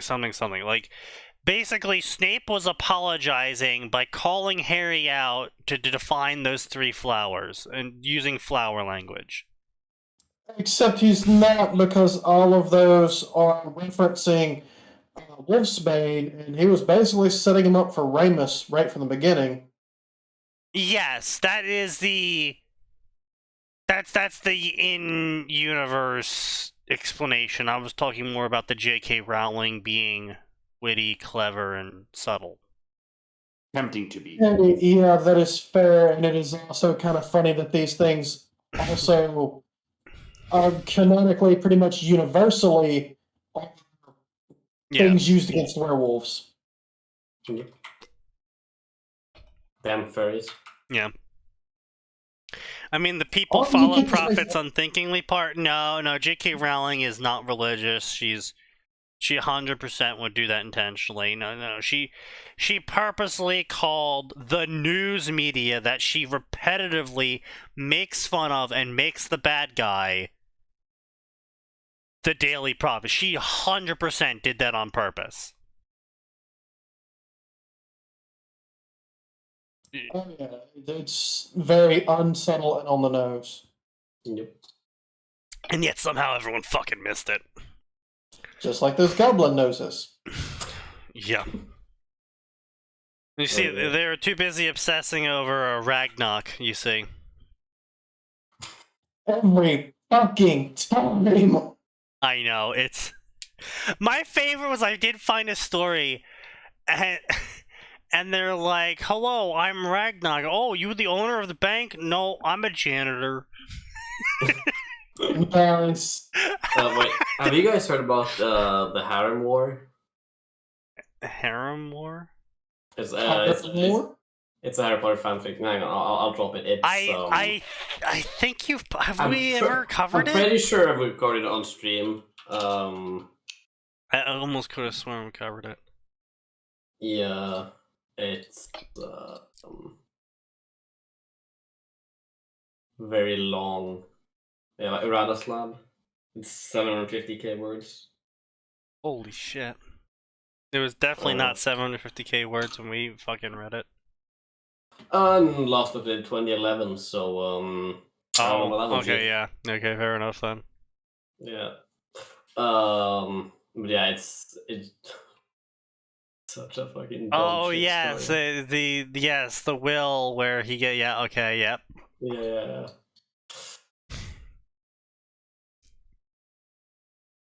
Good God. That's another story where like the goblins are a bit too helpful. I do love those classic helpful goblin stories. That was completely brought upon us by Harry Crow. You can't even fucking say otherwise. Absolutely. I hate those. Even if I did like Harry Crow, I do not like any story that was fucking inspired by it. Like, almost not a single story that has ever used anything that's been from a Rob story have I liked. Like, it's got to be one of those issues where it's like the quality of the product was a 10. Someone saw the product and enjoyed it and created their own thing inspired by the product, but that's an 8. And someone saw that and created their own thing inspired by the product, and that was a 6. And then someone saw that, was inspired by the product, and created a 4. Like, as the inspiration goes on, the quality just fucking goes down. Yep. Sounds right. Alright, so anyway, he eliminated the purebloods. After a few weeks of recuperation, they attacked the ministry and put everyone in prison. So he goes into prison, frees a specific race of people from it, and then proceeds to put everyone of another race of people into a concentrated camp. He's gonna have to de-loss them. This is very interesting, author.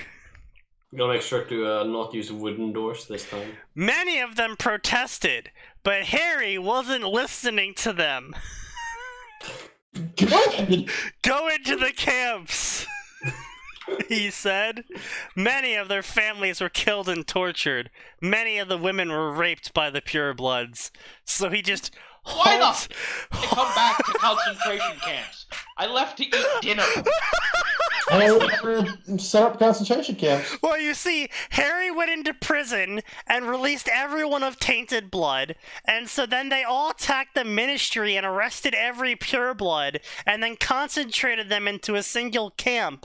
And Harry wasn't listening to the pleas of innocence from any of the purebloods, because some purebloods committed 100% of the rapes. Remember that, like, half of Harry's friends are purebloods, including Luna, Neville, Susan Bones, Is it wrong Weasley, here? all the Weasleys. Yeah. Despite... So you've got some purebloods who are okay, and some who are not. It's almost like the whole idea behind it was said to be, this is actually a really stupid way to separate people. Despite making up only 25% of the population, purebloods committed 70% of the rapes. So we have to jail all of the purebloods. Of course. I mean, clearly they were related to Genghis Khan. It's part of their culture. He spoke personally with every victim. Sneaky. You gotta think about why they did this, right? Was it purely socioeconomic reasons? It was. Good to know, good to know. You see, Harry personally got anecdotes from every single victim, and he believed all women. Anecdotes, Harry! The best evidence possible! Yes. Of course. You see, Harry believes all women, and he will bring justice upon the purebloods responsible for raping them all. Of course. And so then he proceeded to forcefully drug every single politician, and found them at gunpoint guilty of colluding with Voldemort, and so he executed them. Holy fuck, base, yo. They ended their crimes under drugs, yes, and at gunpoint. Yes. Yeah, he clearly guilty. After drugging them and holding them at gunpoint, he found them all guilty. I'm okay with this. And so after executing every politician, he began to slowly weed out the Death Eaters and sentence them to Azkaban while seizing all of their assets to, benefit the state. No. He distribute well. No, he seized all of the assets to pay reparations to the Muggle boards. Oh, he's even better. This author, holy shit, dude. Yeah. The goblins tried to protest, but one visit from Harry saw them bending the knee. The little buggers, yo. Oh, they took a knee, okay. Yo. So the banks tried to protest against this giant reparations payment, and Harry proceeded to threaten an entire faction into obeying him. It's seized money. It's not like he's taking it from the bank. Yeah, it's just being redistributed, right? Wait, so Harry killed the innocents for being politicians, but let the Death Eaters be alive to be sent to prison? Yes. I mean, he left alive this has to be like criminals. Let's be clear. This has to be a fucking like power fantasy for whoever this is. Yes, this is a power. Yo, you fucking retarded. Yes. Good, glad Like, we just cleared like- that up. We are 45 Yeah, minutes into reading this story, and you're like, guys, I think this might be a power fantasy. I'm gonna be real, I've been paying attention for like 5. Maybe. Well, now whose fault As is it that? turns out, showing up with a sword and threatening them with a gun was all it took to put the bankers in their place. Remember to drive the bankers from the temple. He Don't even really. allowed the goblins to loot from the Death Eater vaults as well. This little trick allowed him cooperation with the bankers. They weren't looting already. True. Factional reserve banking, man. I mean, technically, it's not looting if Harry is now the government. It's more like funds redistribution. It's taxation. Assets, Yeah, asset forfeiture. it's heavy taxation and asset forfeiture, yes. Yeah, I mean- eminent domain to your bank account. Yeah. You can't. Hey, listen. They're preemptively collecting taxes that can no longer be paid as the individual is deceased. There you go. You know what? Honestly, It's a death tax. honestly, if the government showed up at my bank with a fucking death squad and told the fucking banker to their face that we're taking this guy's money or we'll shoot you, I would be like, okay, you know what? I am sad that my entire assets were just seized, but at least they sent a death squad and the bank had to capitulate. At least I got to see a banker stock struck. That's true. You think the goblins You would can't push for do unpaid that. works? Bam.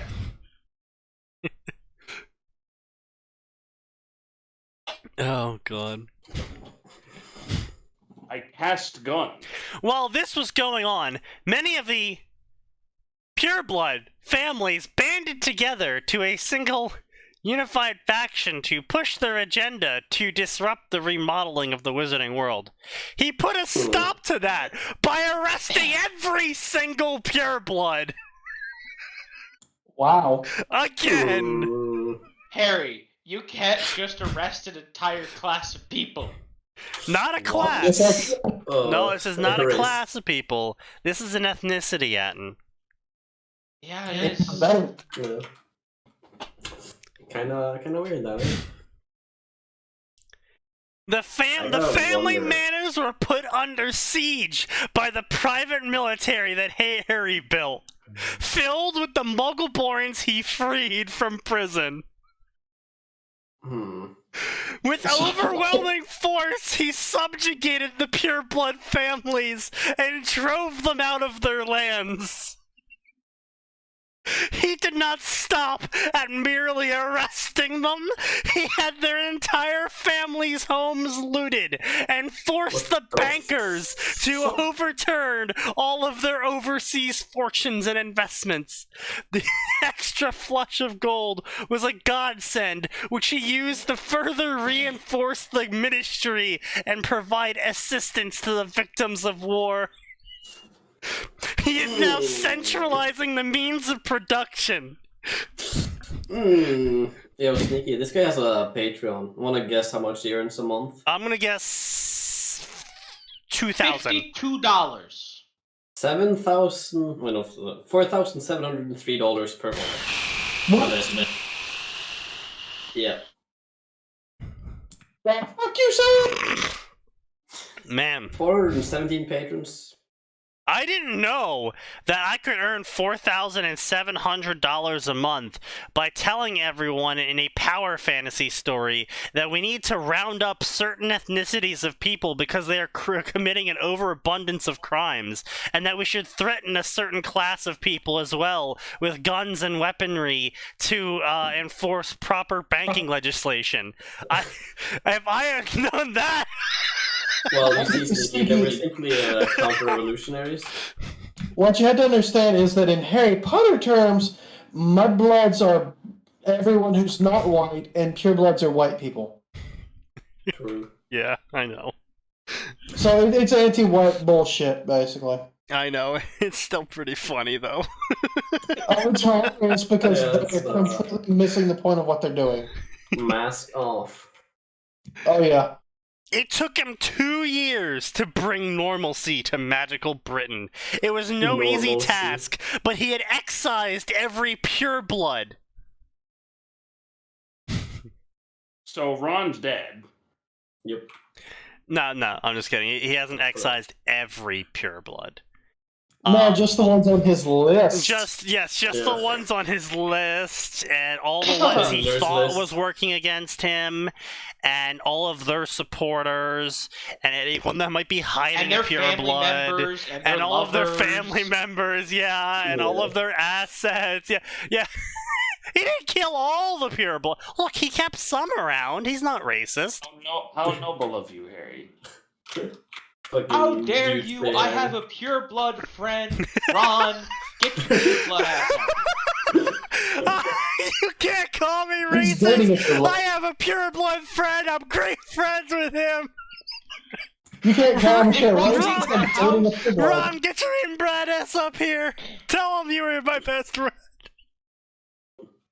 Yes, master. Jenny, get your redheaded stepdaughter ass out here.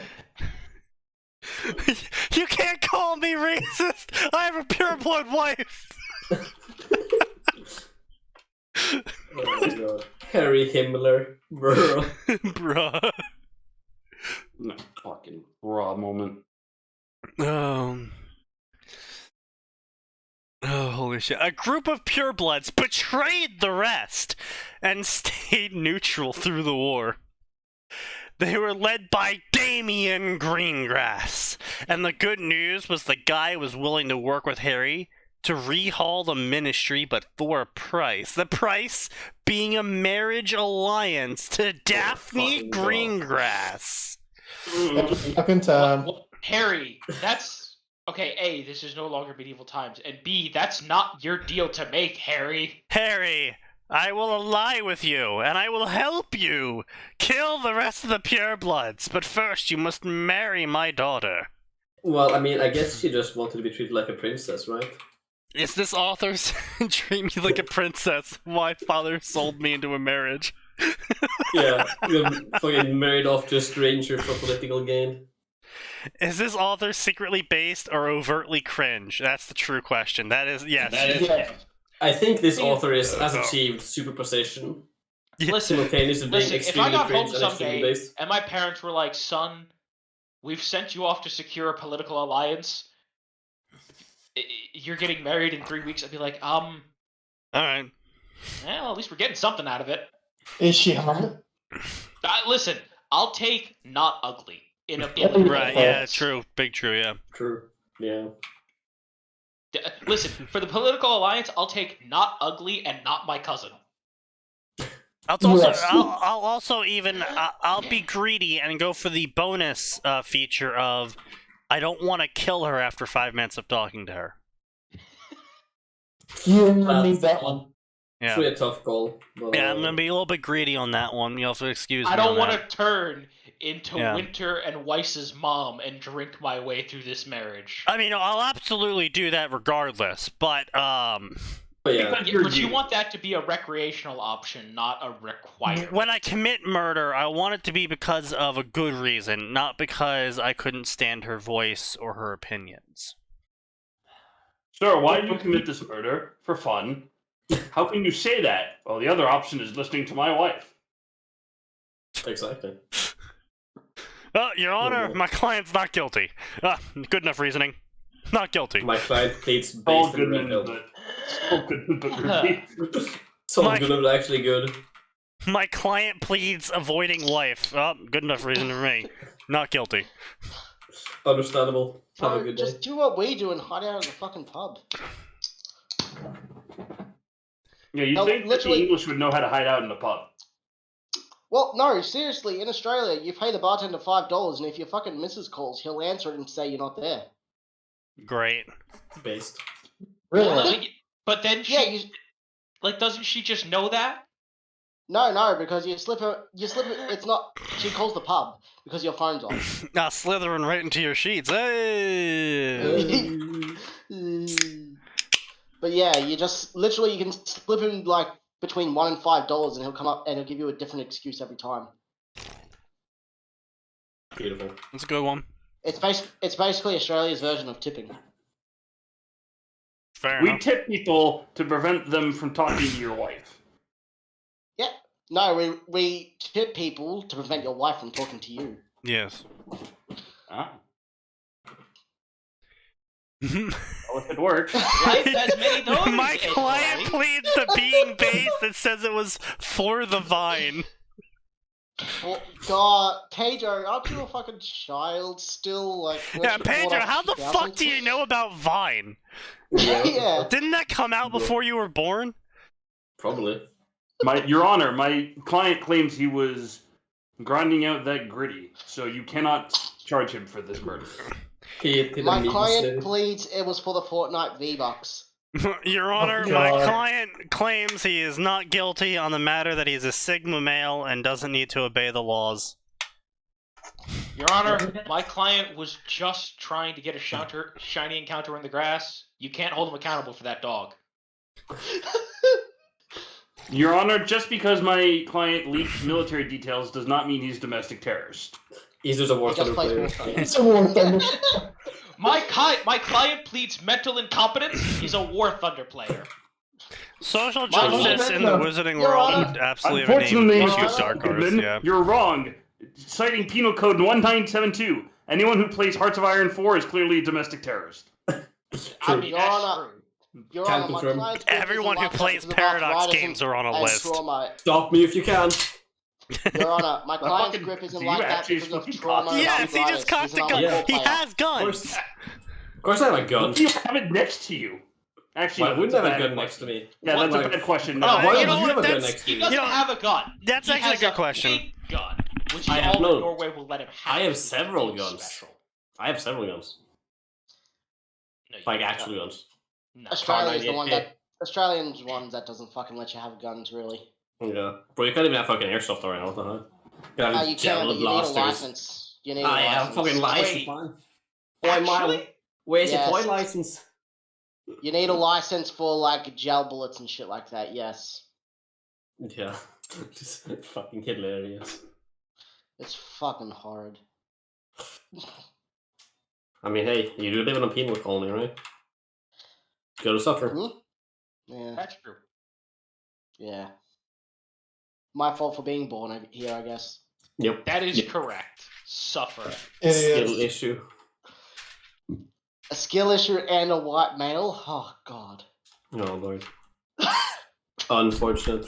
Reroll. I want to know, how well does my mic pick this one up? Oh no. How well did that pick up? No. I didn't hear a thing. I didn't hear a thing. Ah, damn, it must be the fucking noise gates. Hold on, let me turn the noise gates off. I don't know what you did, but there was nothing. He shot something, I think. No. Or he cocked something. Or he slammed something. Let me see. He did something. He performed an action. Oh god. Oh, that's his turn. Alright, so here we go. Wait, hang on, Sneaky. I gotta take 20 on my spot check first. Yeah, tell me if you hear this. Yeah, just fucking take 20 in combat, bro. Nothing. Nothing? Nope. Nothing. Damn. It shows you're making noise. It shows you're making noise, but there is no noise. Yeah. It's auto fucking filtering me. How the fuck? No, Sneaky, Yeah, I don't think the- it's filtering you. I just think the mic is not picking it up. Yeah, it's too low. Like, Over. it's registering that you are making noise. That's Like, unfortunate, because I have my lever action right here, and it's a very nice lever action. Crank the gain on Discord, and crank the gain on... Just put it like right next to your mic. I did put it right next to my mic. Shame. Wait, it's showing up on Twitch. Wait, apparently? Aura's hearing it. Wait, so Oh, the stream's hearing it. the stream's hearing it? Weird. Beautiful. Yeah, Discord's auto filtering my mic, even though I've turned all the filtering off. Fucking. Wow. Discord doesn't want you hearing gunshots. Didn't you do that to Faceless last weekend? Yeah, it did a lot of shit to Faceless. Hey, Sneaky, here. Have a dumb joke. Quick clap. God, I love lever actions. I fucking love this gun so much. It is so well Lever actions balanced. are fantastic. They're good. Yeah, you can hear it if you put the stream on. I've got it muted, but That's great. Yeah, I got a lever action right here. I'll post this. That's right. We fucking muted him. Yep. We mute? Pedro, we fucking blasted him with a mute for 7 days. yeah, last week, yeah. Deserved. Absolutely fucking deserved.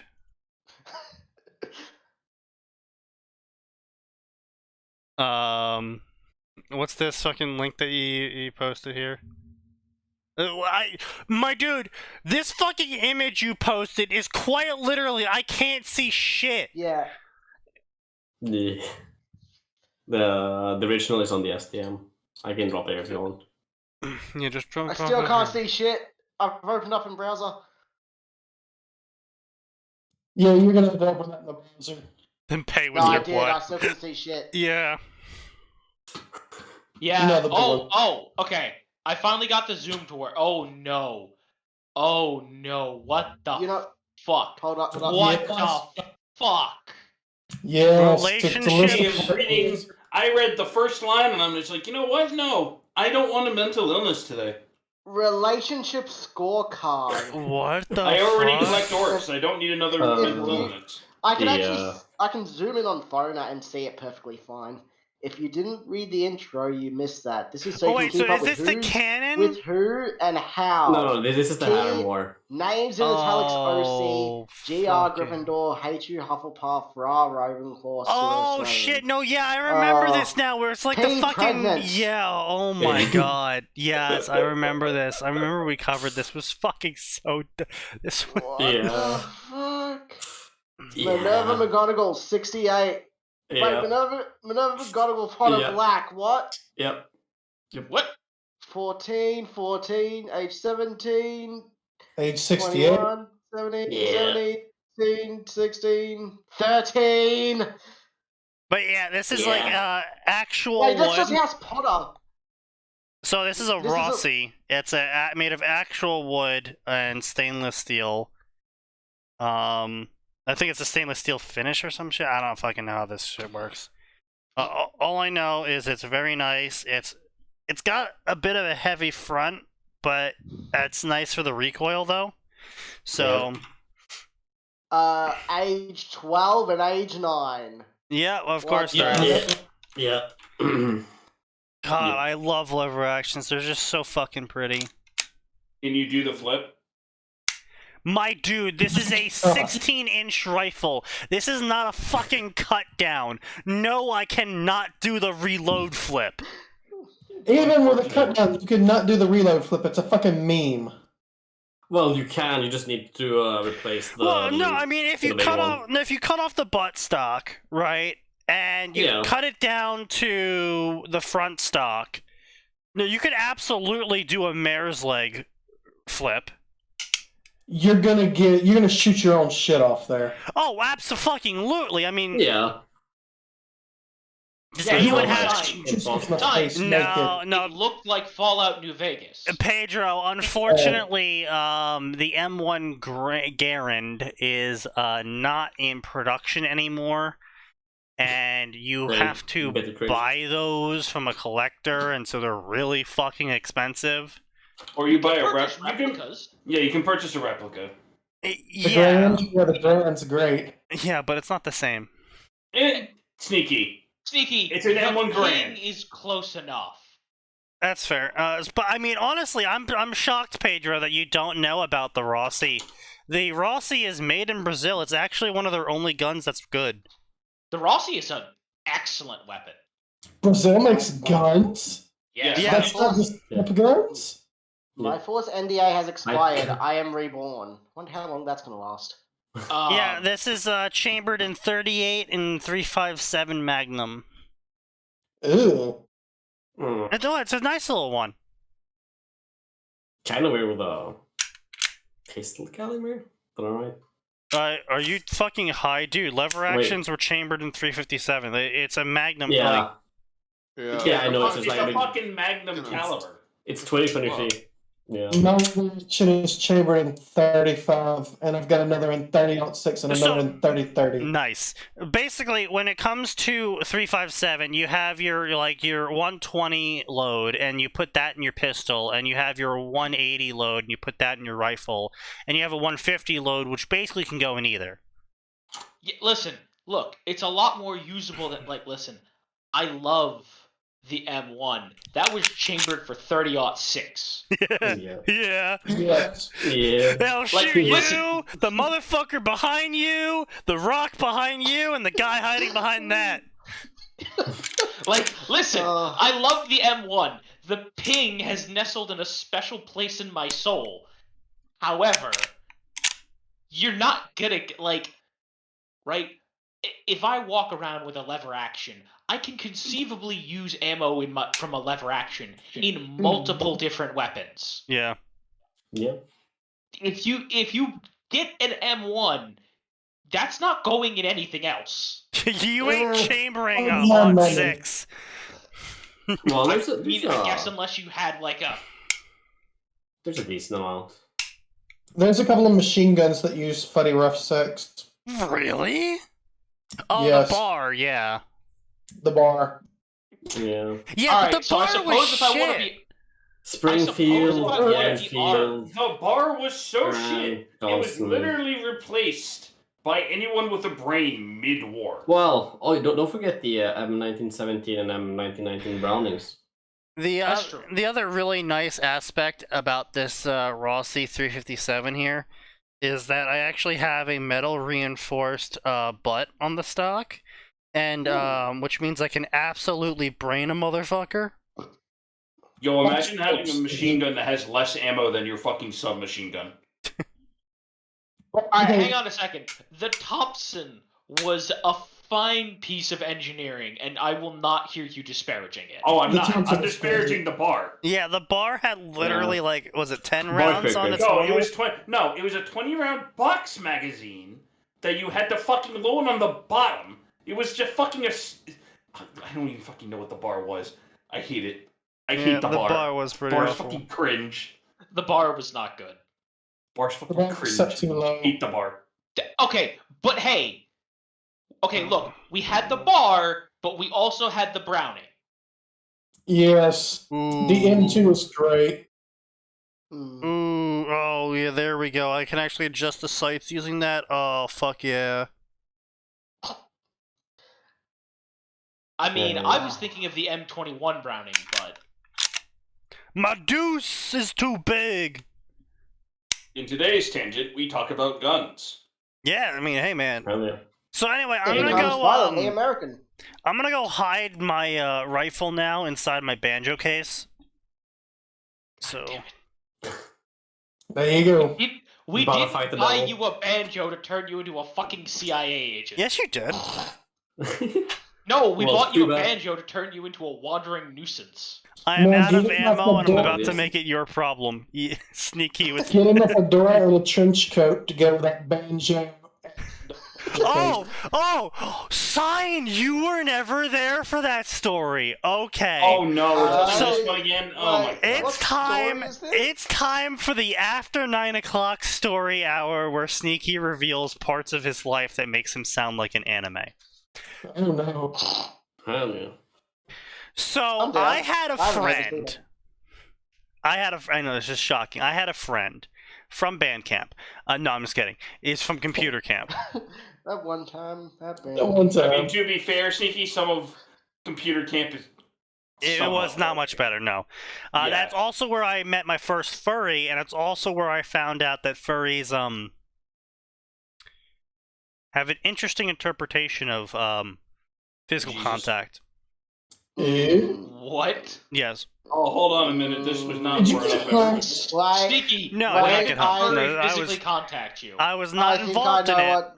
I was just I was walking by the room one day, you know, Yeah, as a 12-year-old does, and I learned what two 14-year-olds do when they're furries and alone.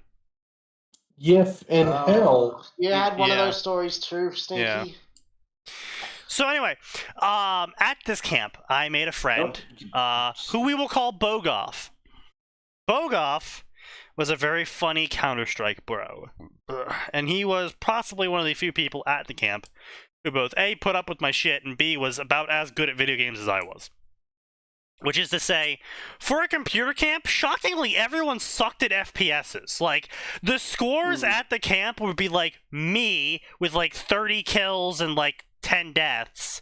And then second place is like 27 kills and, 9 deaths. And third place is like 20 kills and 20 deaths.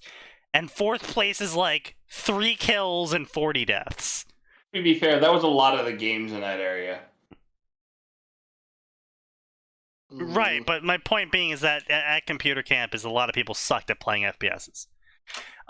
So anyway, me and Bogoff became very good friends. And we stayed friends for quite some time. And thing is, though, he lived in Virginia. So I lived being in New Jersey, and our camp was in Pennsylvania. So, he lent me something. And he happened to be in the area because he was traveling back from North Jersey, and he happened to be in the area. So I was like, "Hey, man, let's meet up at the local mall, and I'll hand off the shit that you lent me back to you, and you can go back to Virginia." And he's like, "Yeah, sure. Then we can go see a movie and some shit." I was like, "Oh yeah, cool, sure, why not?" So. This is college. So this is me in college. So you gotta keep in mind my outfit when I was in college, which was my fishing vest, my army cargo shorts, my steel-toed hiking boots, military issue, my fingerless trench coat black leather gloves. So yes, hold up, Yeah, we're getting to it. This is his fucking trench coat story. We're getting to the trench coat. And I was also wearing a red do-rag with my Oakley sunglasses. I looked like a drug dealer. Yes, unsurprisingly. So, I'm standing out in front of this mall. I'm a big guy. I look like a drug dealer. People are kind of already being like, I already had a couple people like look at me like, ooh. And like they kind of like shuffled a little bit, be a little bit farther as they walked past me. And so I'm waiting, and I get a text from Bogoff, and he says, I'm coming up the parking lot now. And I instantly recognized him. Not because I like he looked what he used to look like. It's because he looked so much not like anyone else that I was like, oh, it's gotta be Bogoff.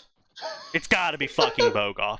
So he's walking up to me in this parking lot, wearing a black trench coat with black baggy jeans and black steel-toed military boots. And the trench coat is black, I don't know if I mentioned that. And he's got these greased, slicked back hair and the Vladimir soul patch. Isn't that just the fucking guy from the meme? If it wasn't for the rules of this land, I would have killed you or something from that fucking really old 2000s meme. Pretty much. Jerry and fucking Silent Bob here. So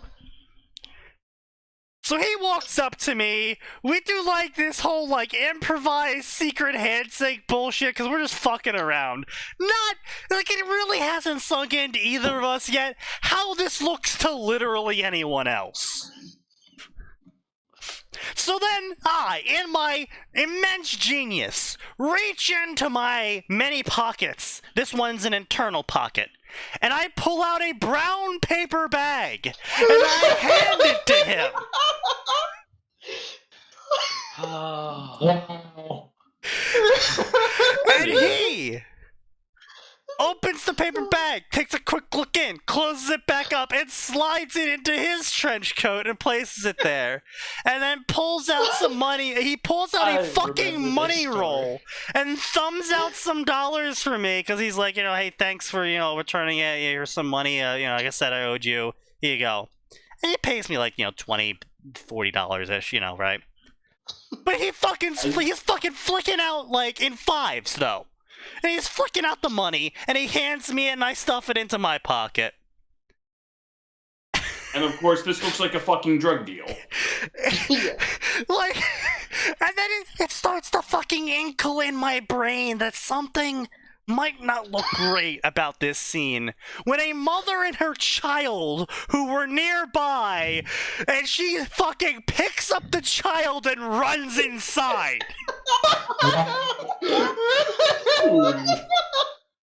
Yeah. And I go, your life is a Shakespearean comedy. That was weird.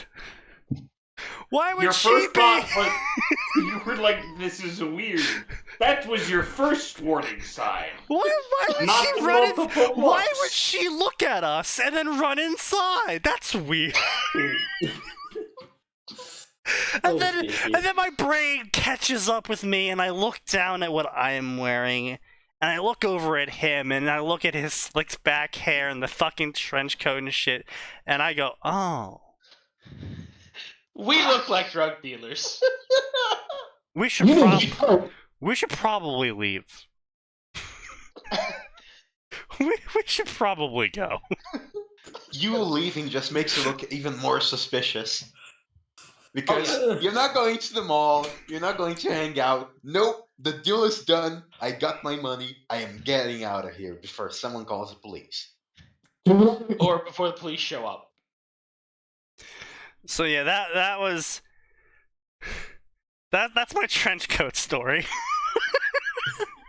Okay. Two chunies leaving IRL without realizing how awful it looks. Amazing. Hey, meet up, be like.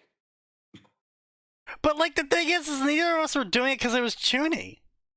Like, I just really liked steel-toed boots because they were really useful for kicking the shit out of people. This is why I said K meet You're up and not helping fucking A yourself. Okay, Sneaky was literally the person that you would go onto the forums and go, huh, I think this guy doesn't look at himself in the mirror 95%. I have a pair of steel-toed shoes because I work in a manufacturing environment. Same. Yeah. Same. I'm not really allowed to talk about. I got terrible the so. steel-toed shoes because I worked in a manufacturing environment as well. I just kept using them afterwards. Fair. I mean, that was a pair of good fucking boots. That was quite literally the same manufacturer for the army, and I don't mean in the shit, army grade stuff. I mean like it's like $700 for those boots, and I didn't have to pay a cent because my fucking company just gave me them to be like, hey, you need a uniform. Here's the uniform. Keep it when you leave. And I was like, okay. Sure. But yeah, so that's how I got those boots, and they served me well for 6 years until they got They're quality boots. Yeah, I fucking dude, I was literally walking miles in them every single day for some of my jobs. That's my point. They're quality boots. You fucking wear them. Don't throw that shit out. Anyone who throws out a good pair of boots is a fucking psychopath. So that was the second time I was mistook for a drug dealer. You cannot just fucking say that. Oh, you were only mistaken for a drug dealer? Yes, you can. Only twice. The first time I was mistaken for a drug dealer is in college, while college was ongoing. Was this in Champlain? Yes, this was at Champlain. This was not over the break. This was like during one of the semesters. Sneaky. this was Champlain. Half of the people there looked like drug dealers. Not really, honestly. No, Some no. of the teachers looked like drug dealers. Okay, no, some of the teachers look like hobos. There's a difference. Okay, that's fair. Small difference. Okay, no. No, it was actually a fairly big difference. One of them dealt in onions instead of crack, though. Yes, that's true. Yeah. So anyway, point being is that I was walking back to 314 one day. You want to tell that one? No, one of my roommates. Well, not my roommate at the time. Future roommate, current friend, ex-friend now. He was walking to class. I was walking back from class. And I had a pack of Oreos that I got from the vending machine. It was like one of those little 6-pack plastic craps, you know? And I had eaten like 3 Oreos out of it, and I was like, actually, I don't want them. But like, I wasn't gonna throw them out, because I knew there was like at least 4 guys inside the fucking dorm that wanted them. So, but as I'm walking past one of the guys that I thought would want them, now keep in mind, this guy is about 6'3", he's about 340-ish pounds. He's a big guy. Mm-hmm. He made me look small, and I'm a big guy. And so anyway, this individual is large. He's wearing a sweatshirt, sweatpants, but he's got sunglasses on, and he's large. And so I'm wearing the same getup as I was previously. And I'm walking back, and I see him. He sees me. We're both wearing sunglasses, so no one sees our eyes. It just looks like I'm looking ahead. It looks like he's looking ahead. But we both made eye contact because I slipped my hand out of my pocket, cradling the half-crumpled Oreo packet. Like, in my palm. Right? And we go for a high five, but it's like one of those high fives where you slip the item into the other guy's hand. Yep. So we high five, and I slip it into his hand, and he doesn't even look at it. He just pockets it and keeps going. I keep going. We have beyond that high five handoff, no reaction to each other at all. And there was a girl behind him. That I didn't know about, and he didn't know about, because she was small. Like, she was like 5'4" or whatever, average girl height. Oh, so she was invisible behind you. Quite literally, I didn't know she was there. No, she just looked freaked out, because she thought she just witnessed a drug deal. Right in front of her. I didn't look at her. I didn't do anything. I just kept going. And she's just sitting there fucking shaking, not walking anymore. It's amazing how much of Sneaky's life is, and then I got mistaken for a drug dealer. Have you considered looking less fucking sketchy? So then this leads into you guys really traumatizes someone. So in response, this leads into the time I got mistaken for a mobster. Oh, I knew about this one. You are from New Jersey. Yes. Yeah, that is fair. So again, the main factors here are I'm a big guy. I like wearing black. Mobster is hereditary in New Jersey. Yes, actually it is. There was a whole family, and we had like 3 mobster children in our school, and they weren't mobsters themselves, and they didn't really understand what their parents did, but pretty much everyone else did. Everyone else knew that little Jimmy was not to be fucked with. But anyway, not the point. So I wore black a lot, and I had a pair of not quite tuxedo shoes, but still dress shoes. Yeah, I know those ones. I had a fedora at this point in time. And this is possibly also the biggest factor, I assume, here in this instance, was I had a necklace with a cross on it in open display. So they probably wouldn't have made as many assumptions in this instance if it wasn't for the fact that my mom is my mother, and she just makes everything worse, because it doesn't really matter where we go. Is when we go out to eat at places, she likes to dress up a bit. But the problem here is that today, in this precise instance, she decides to dress up in an old-fashioned one-piece sleeveless dress with one of those shawls that go around the upper arms. Okay, so she looked like she stepped out of the pages of a 1970s. She looks like a stereotypical madame. Yes. 1920s. Yeah. Yeah. So I walk in to this decently upscale and actually, honestly, very good steak restaurant. There I am, clean black shirt, dress pants, decent dress shoes, fedora, open display cross, cleanly shaven. And I walk up with my New Jersey accent. And I go, hey, look, do you have any space today? The madame's coming around and I want to show her a good time. You're a fucking idiot. You know exactly. How the fuck did you do that unknowingly? How? You don't understand. When you're in New Jersey, you talk like this. If you don't control the accent, you just sound like this. Yeah, it's not even the accent. It's just the words you used. Yeah, exactly. It's a fucking Magneto hazard. Like, look, the thing is like, I call her Ma, I call her Madame, you know, I vary through my names. It just so happens, on this day, while looking like a mobster, I happen to use the word Madame, and she comes in looking like one. Classic.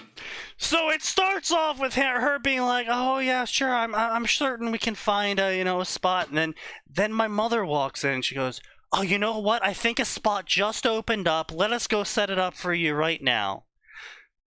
And so she leads us over to what's clearly it was a busy day. It was clearly a table for 8 that they set aside for just the 2 of us. So it was just the mobster table, is what I'm hearing. Yeah. And my mother also drinks. Oh, let me guess. A very special wine or whiskey or something? She's talking about some of the most expensive wines with them. Oh. Oh, my house, obviously. We're getting to that. So were you concealed carrying? No. He doesn't own a gun yet, I don't think. I didn't own a gun at that point, yeah. Where was I going to put it? So... Hey, come on, get your sneaky lore right. We sit down. We get a free appetizer. Oh, it's very nice of you. Eat it. How kind! Oh, make sure to talk good about this place with the boss. We're getting to that. Yeah, you don't have to worry We're about getting this to later, that. man. We are getting to that. Man, you got protections for months, man.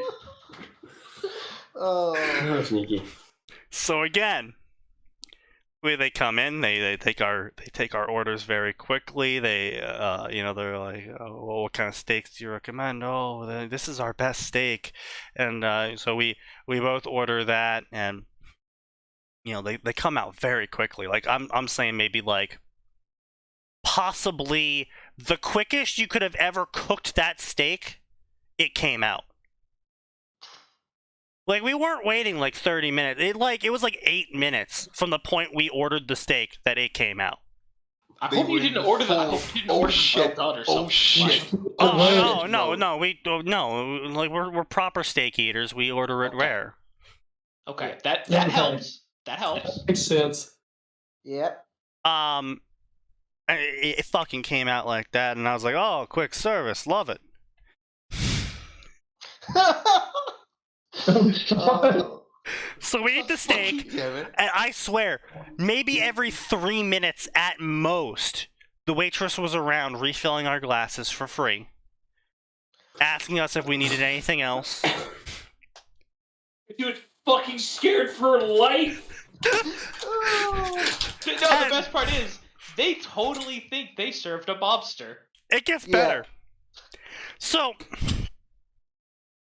we get to the end. And suddenly, there's two pieces, so not two pieces, a large piece of cake comes out, and they put it in front of my mother. And they go, oh, this is the chef's recommendation on the house, you know, we want you to have a good time here. And my mother's like, oh, thank you, you shouldn't have. But she starts eating it, she enjoyed the cake, and oh, how'd you enjoy the cake? Oh, it was very good. You can give him my heartfelt thanks. Jesus Christ. And so they finally give us the bill. They charged us half on each of the steaks. The drink was free, and the cake was free, and the appetizer was free. It was at this moment Sneaky realized, wait. Nope! This like is monsters. not the moment I realized it yet. Oh my lord. Oh, the fuck? How did you not? So, we go to the counter to pay the bill. My mom tips quite generously. She always has. She tips quite generously. She says thank you. She walks out. I go, thank you for showing her a good time. I'll tell my family about this. Oh my god.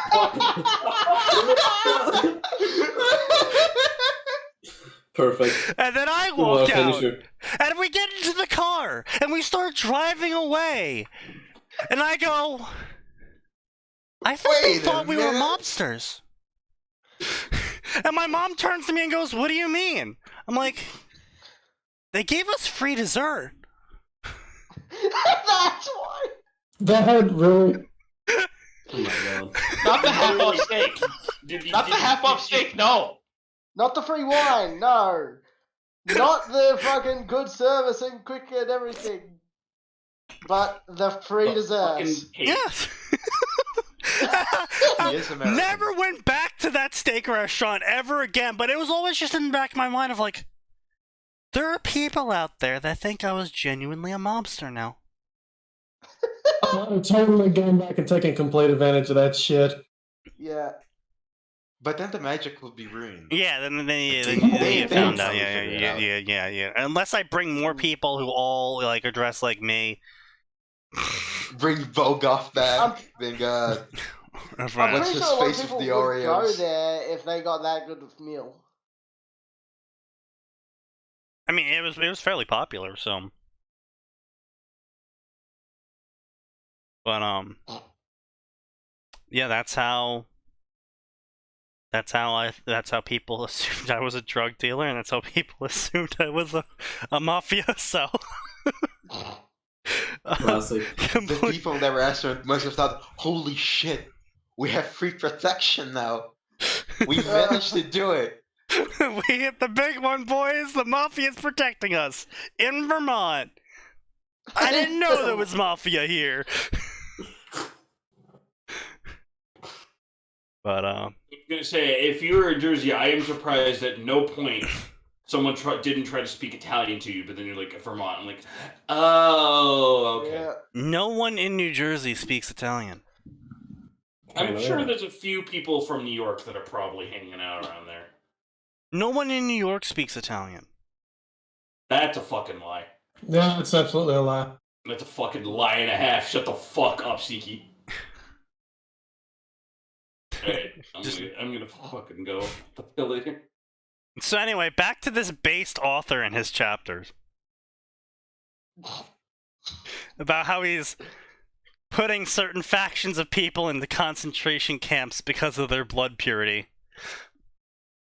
Yep.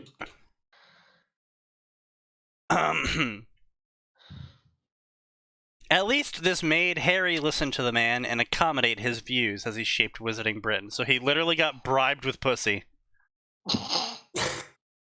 Sounds right. Sounds about right. The last 2 years after the war of Harry's stay in the Wizarding world had jaded him.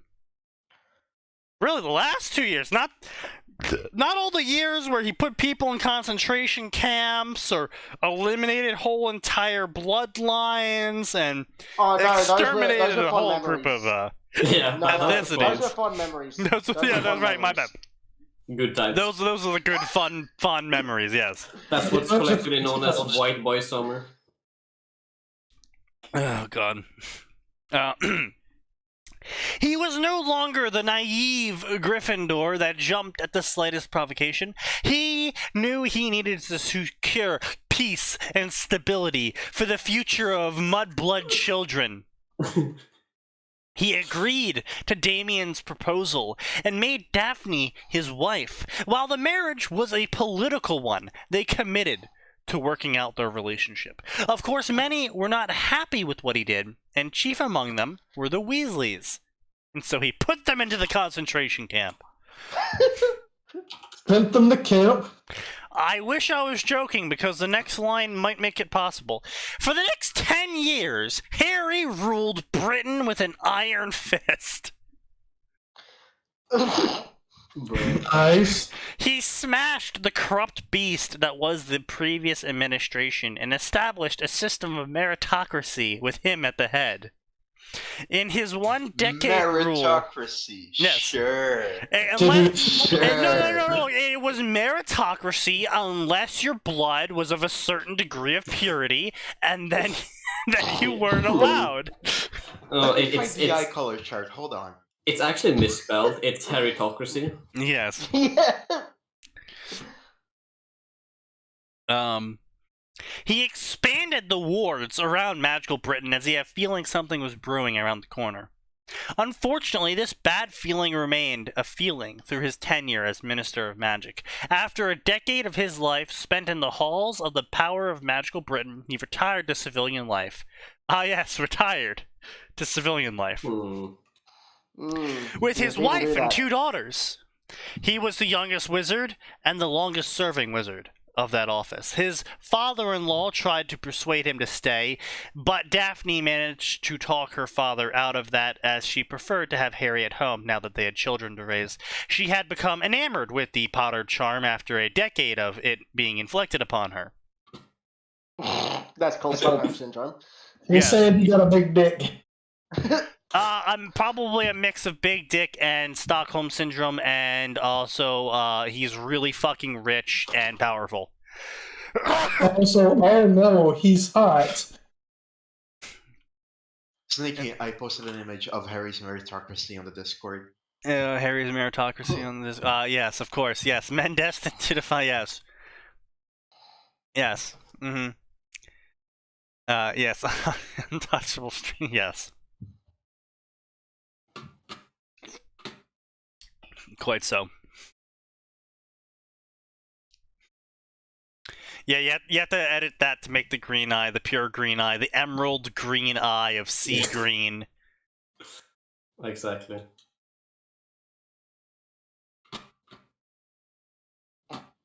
Blah, blah, blah. Now that he was voluntarily returning, she preferred to have Harry to herself and her children. With his retirement, he concentrated on completing his newts, which he abandoned in pursuit of rebuilding magical Britain. Ah, yes. Now that I have finished controlling Britain with a fucking iron fist, let me go get Time those. to go back to school. Time to go get some certifications. Well, no, you guys, you see, he had to redo his art school. Yeah. Yeah. Yeah, now they have no choice but to accept him. Yeah. Exactly. No choice but to give him a diploma. Unfortunately, blah, blah, blah, with his retirement, blah, blah, blah, with that part of his education over, he was planning to write a book. Possibly one about... His struggle? His struggle. Indeed, yeah. Absolutely, his struggles. My battle. He'll call it My War. Indeed. Yes.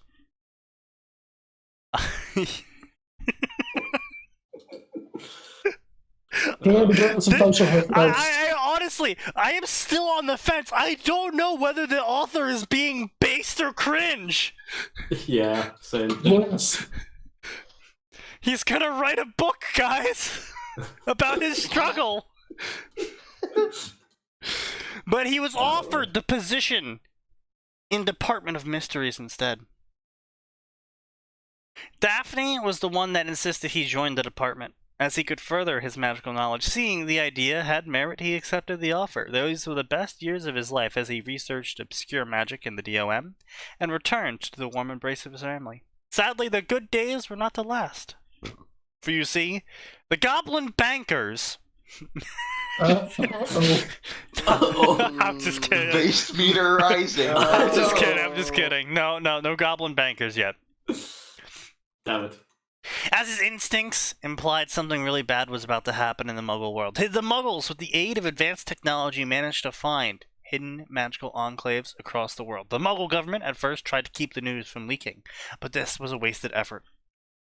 By the year of 2017, almost all Muggle governments had to acknowledge the public presence of magical enclaves across the world. There was fear and curiosity among the Muggle populations of the world. The Muggle governments of the many great democracies had successfully implemented the separation of church from state.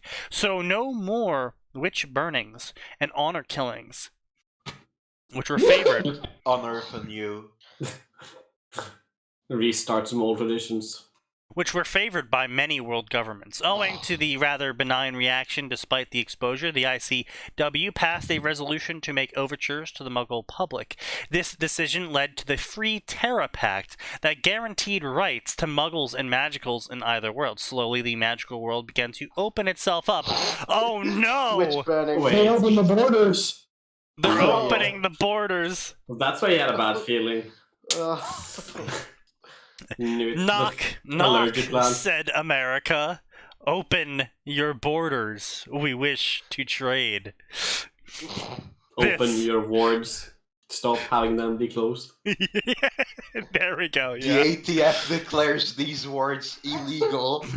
You can no longer have them. This is not a standard ground. They're gonna shoot your fucking chimera. Britain goes to war for the goblins because the IRS wants to tax them. Sorry, these wards cover more than 23 feet. You have to reduce them or be fined. You don't have the tax stamp for an over 10-foot ward. Sir, this wand brace is illegal.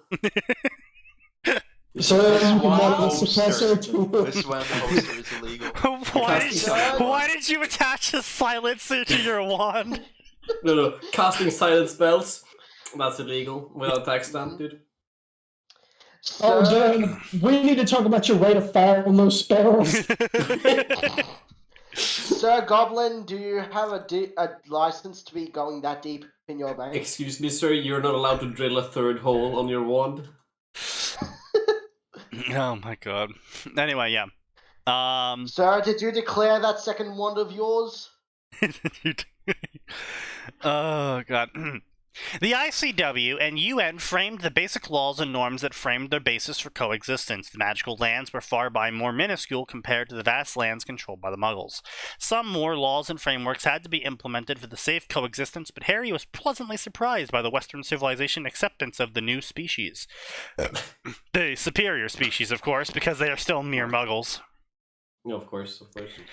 It was not to say there were elements of concern, but the dilution of Greek influence in Christianity helped matters. The Christianity of the Dark Ages was not the Christianity of Millennium. If anything, the discovery of a new species dissolved the hold of religion on the world. Yeah, not even. No, honestly, I have to say Noodlehammer In possibly... egalitarian societies, it seems he goes into it, like, literally next paragraph. Yeah, don't worry.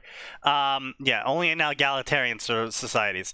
But honestly, I feel like Noodlehammer did a much more based take on what happens when magic gets revealed to the world. Yeah.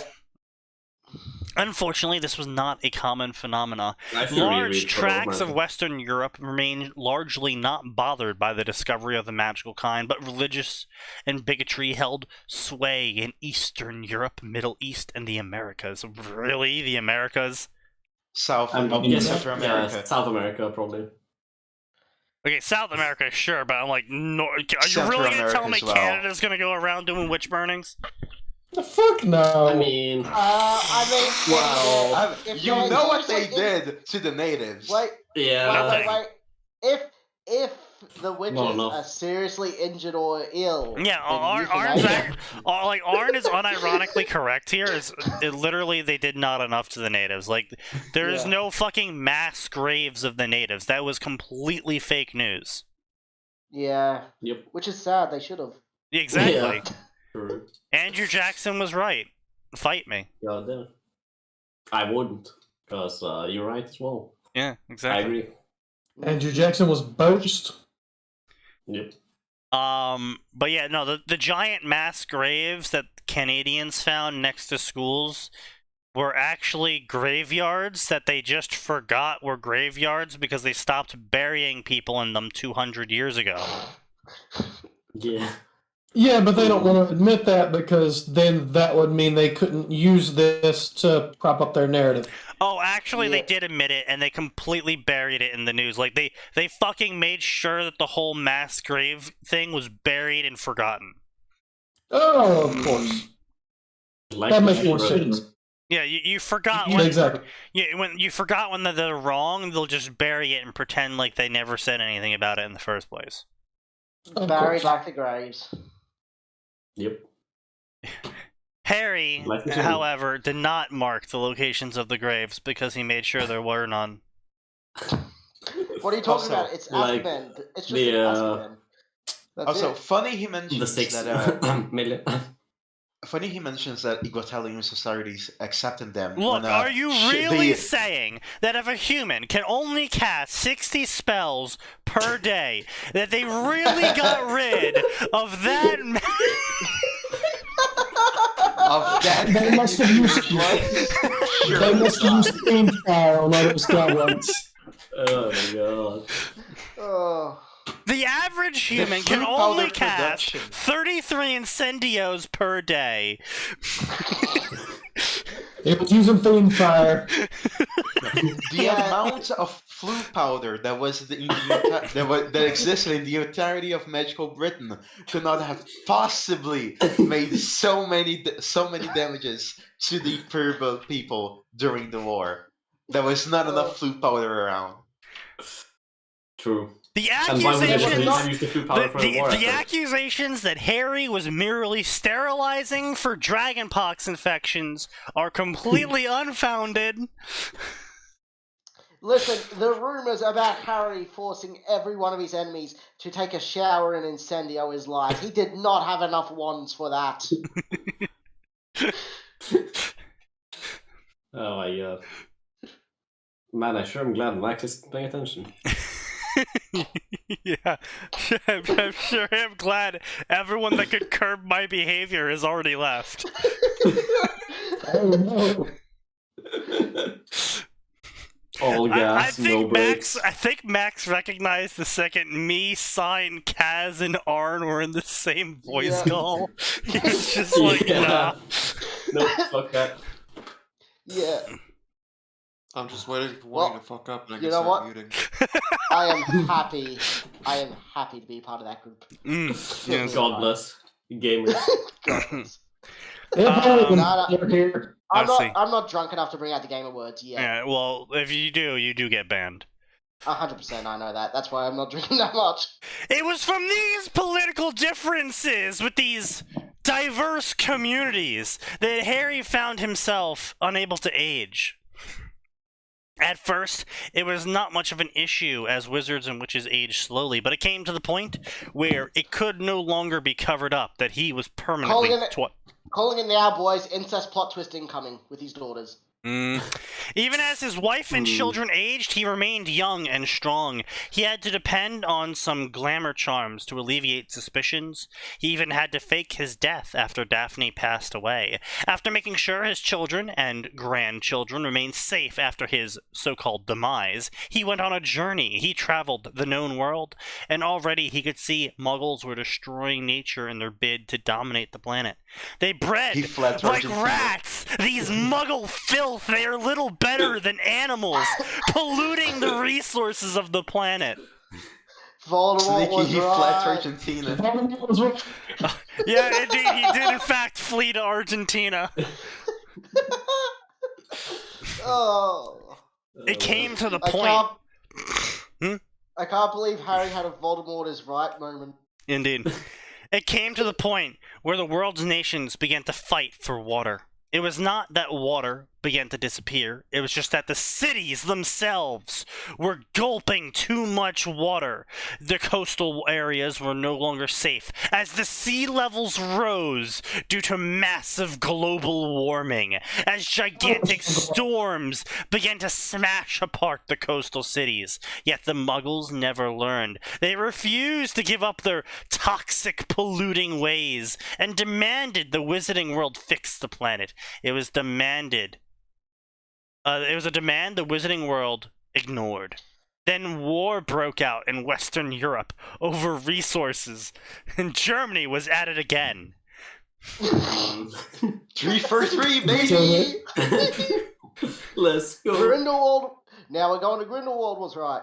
Okay, but honestly, if it takes another like 20 to 30 years for Zoomers to get into positions of political power in Germany, we can absolutely see, and it takes that long to get into a world war involving Germany invading other European countries again, we can absolutely see the war declaration from a fucking Zoomer be 3 for 3, baby! As they march on Paris! Yeah. Guess who's back? Third The war time's the declaration will charm! be made through It's back in Fortnite. town. They get stopped dead by the fucking Xbox Live chat logs. Wait, no, I didn't say those words. They I get promise I'm a cancelled. disciplined leader. Each German soldier slowly fades out of existence as they're cancelled by the French cancelling beam. Except France is no more, it's just all Muslims and foreigners. Mashallah. Then they will liberate France. The war will be declared via Fortnite. A new update, World War 3. TikTok Germany. propaganda. TikTok propaganda. Yeah. China Oh, is dead God. because of themselves, but that's normal. China broke like 20 years ago. Oh yeah, Yeah. Again. Again. Third time. Fourth This time. year. Seventh time. Yeah. So, what's the time? Well, 10 o'clock. That's 10. I do like the history of the world. China's together again. China broke again. China's together again. China broke again. China's together. Broke again. Yeah. China is whole again. Then It it broke again. Beautiful. Fucking poetry. God, soon. Prisoners escape. Oh shit, I'm gonna die if these prisoners escape. Alright, I'm gonna free the rest of the prisoners and run away with them. Why am I the Emperor of China? Oh, the Han Dynasty. Fuck. Oh yeah, that beautiful video. So you might be wondering know that how one. I got here. Yeah.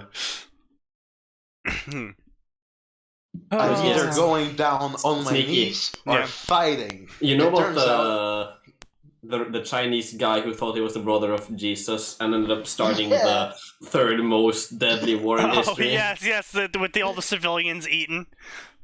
Yeah, that was another one. That was way Oh, earlier. okay.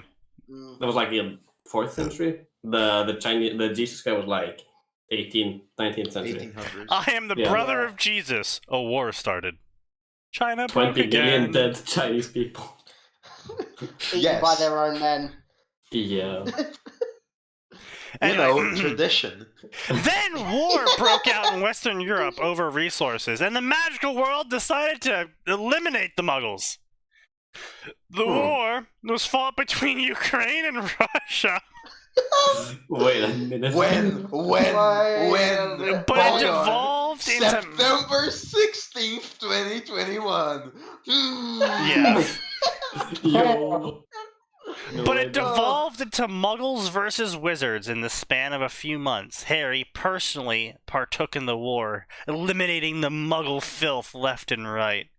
It did not take long for other nations to get involved. Within the year, the entire world was at war, spurred on by resources, politics, racism, and the New World Order. With essentially resources turning scarce, the war only made the situation worse. The World War destabilized the planet in a way Harry never thought possible. The use of nuclear weaponry triggered more disasters and consumed the planet in nuclear winter. Only natural disasters were accelerated by the near annihilation of the planet. Even magic began to disappear from the world altogether, but Harry managed to sustain himself.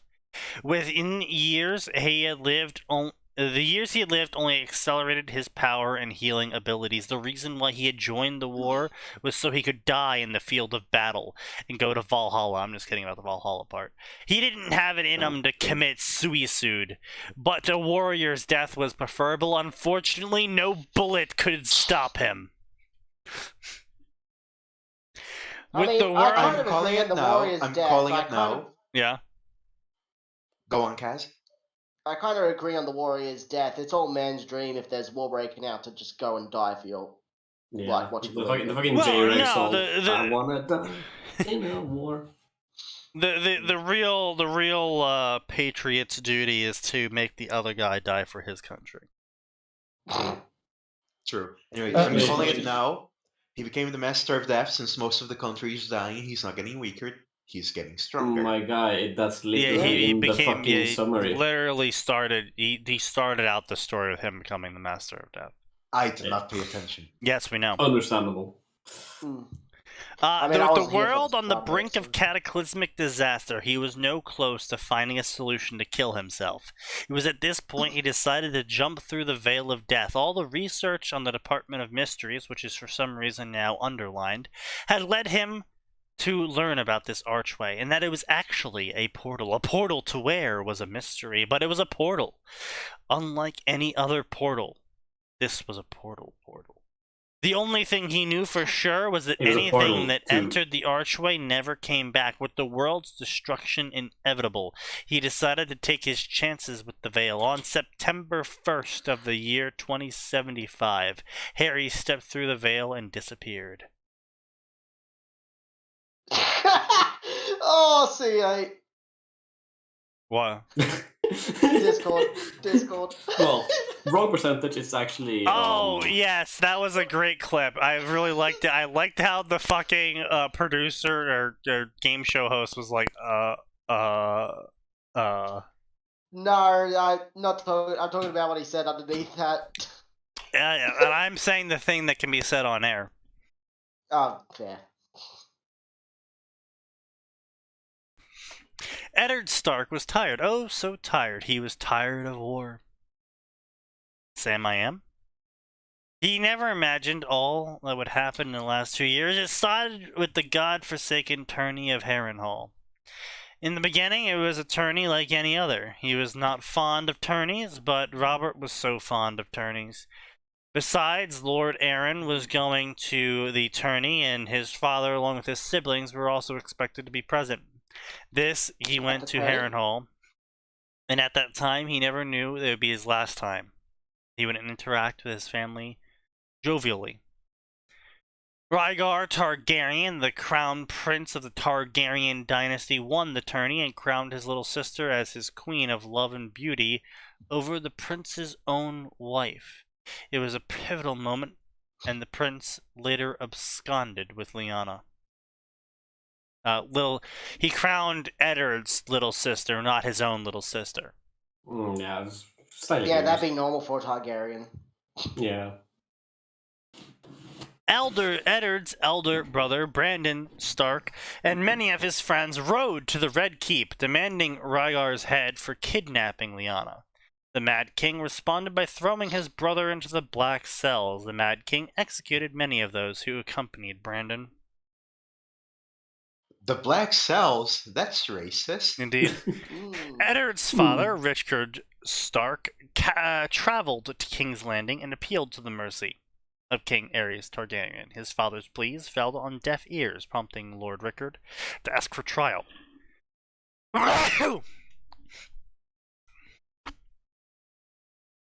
For this reason, the Mad King had his father burned to death while Brandon choked himself to death, saving his father. The Mad King then sent ravens to the Eyrie, ordering Lord John Arryn to deliver Robert and Eddard's heads. In order, the Honorable Lord of House Arryn refused to comply. Instead, Lord Arryn raised his banners in rebellion to unseat the tyrant who styles himself the master of Westeros. I mean, he was the king. Yeah. Like, he was the tyrant, but he was the king, so he was its master. This, the banners of falcons, direwolves, stags, and trouts, ah yes, the mighty trouts, were raised in rebellion. Together they crowned Robert Baratheon the king of Westeros, and the war had begun. A war that lasted 2 years, the War of the Usurper, the Targaryen Loyalists would call it. Eddard preferred Robert's rebellion, or he maybe preferred it not having taken place at all. A war that was fought for nothing in the end. A sigh escaped him as he rode inside the walls of River Run, with his little sister's body in tow. The war was won, and Robert stood victorious over Rhaegar at the Trident. Roberta was even crowned. Yeah, okay, guys, everyone. He's female now. What? What now? Be respectful. 42. Wait. Hold on. I'm lost. What paragraph is this? Roberta was crowned king. Look, you have to respect their life choices. I don't think Robert's name ever comes up Secretly, again. I don't know if This I don't is know if a that was a mistake or not. no. This is secretly a Arthurian moment. Indeed. Of course. Just crowned king at the great sept I of will Baelor, kill you. but Eddard found no happiness. He felt only loss, for his sister had passed away at the Tower of Joy. He had sacrificed many of his friends to even gain access to his sister at the tower, because a bunch of men remained stubborn. He was tired of war, tired of death. He seemed that the warm halls of Winterfell, where he would bury his sister besides the remains of his father and brother. He seemed the warm halls. What the fuck? That weird. Is the first mistake that you've noticed in the entire fucking chapter. Honestly, it really is. Which, I mean, it's pretty impressive in and of itself. Lord Hoster... There were plenty. Yeah. Really? Yeah. Oh, I Yes. might have just been fucking drunk then. Were they bad? Yeah. They Not used that bad. witch as in choosing which one instead of witch as in witch and wizard. Look, the dude just ran through with Grammarly, okay? Fair enough. Lord, look, I am adept in the ways of spotting Grammarly at this point. I can tell when someone has just run through it and accepted every suggestion. Yeah. Yeah. Eddard, I'm glad you finished your journey safe and sound. Please accept my condolences for your dearly departed sister. We will hold 7 days of prayers for her soul after we learned of her fate, said Lord Hoster. I don't want your gods! Holding Eddard's shoulder, squeezing to comfort him. That's really awkwardly worded. Honestly, like, I don't know if it's the alcohol talking or, like, what's going on here, but, like, the first half of the story was a lot more coherently written, yeah. Yeah. Which is interesting because it was like a schizophrenic fucking racist throughout the whole thing. Oh, yeah, it was weird. No, it was superpositioning between based and cringe. You could not tell where the fuck he was going next.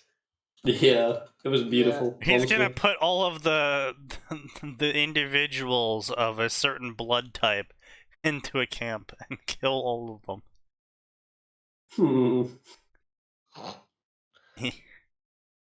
Blah blah blah. Thank you, my lord. So blah blah. Caitlin, blah blah. Lord husband, my lady. Meet you, Lord, your sons, Ellis.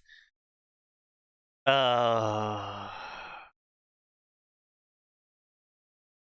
then Caitlin presented Rob with a second child. And Eddard looked at the child and he was like, oh man, this child is a Stark. What is his name? His name will be Harrion. Oh. Damn it. Man, I was genuinely looking forward to a Harry Potter in Westeros. He's just there. He's just being Harry Potter in Westeros. Yeah, sure, maybe he's a master of death and like a Nazi now, but at least he's an adult.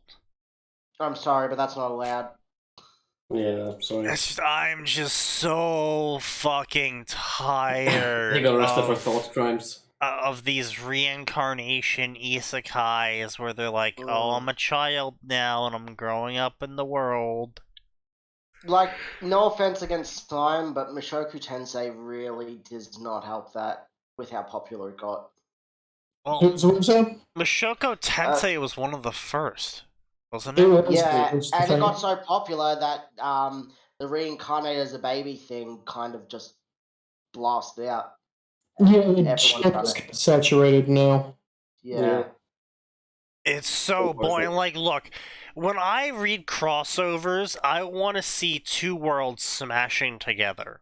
Whether that ends up being a fusion that no one knew about, like with Undying Scarab, where the WoW world is taking place literally eons after the events of Worm, or if this is a scenario of, you know, Emiya fucking Shiro ends up in DXD post, you know, Unlimited Blade Works, and it's just like, yo, sup, Excalibur bitches.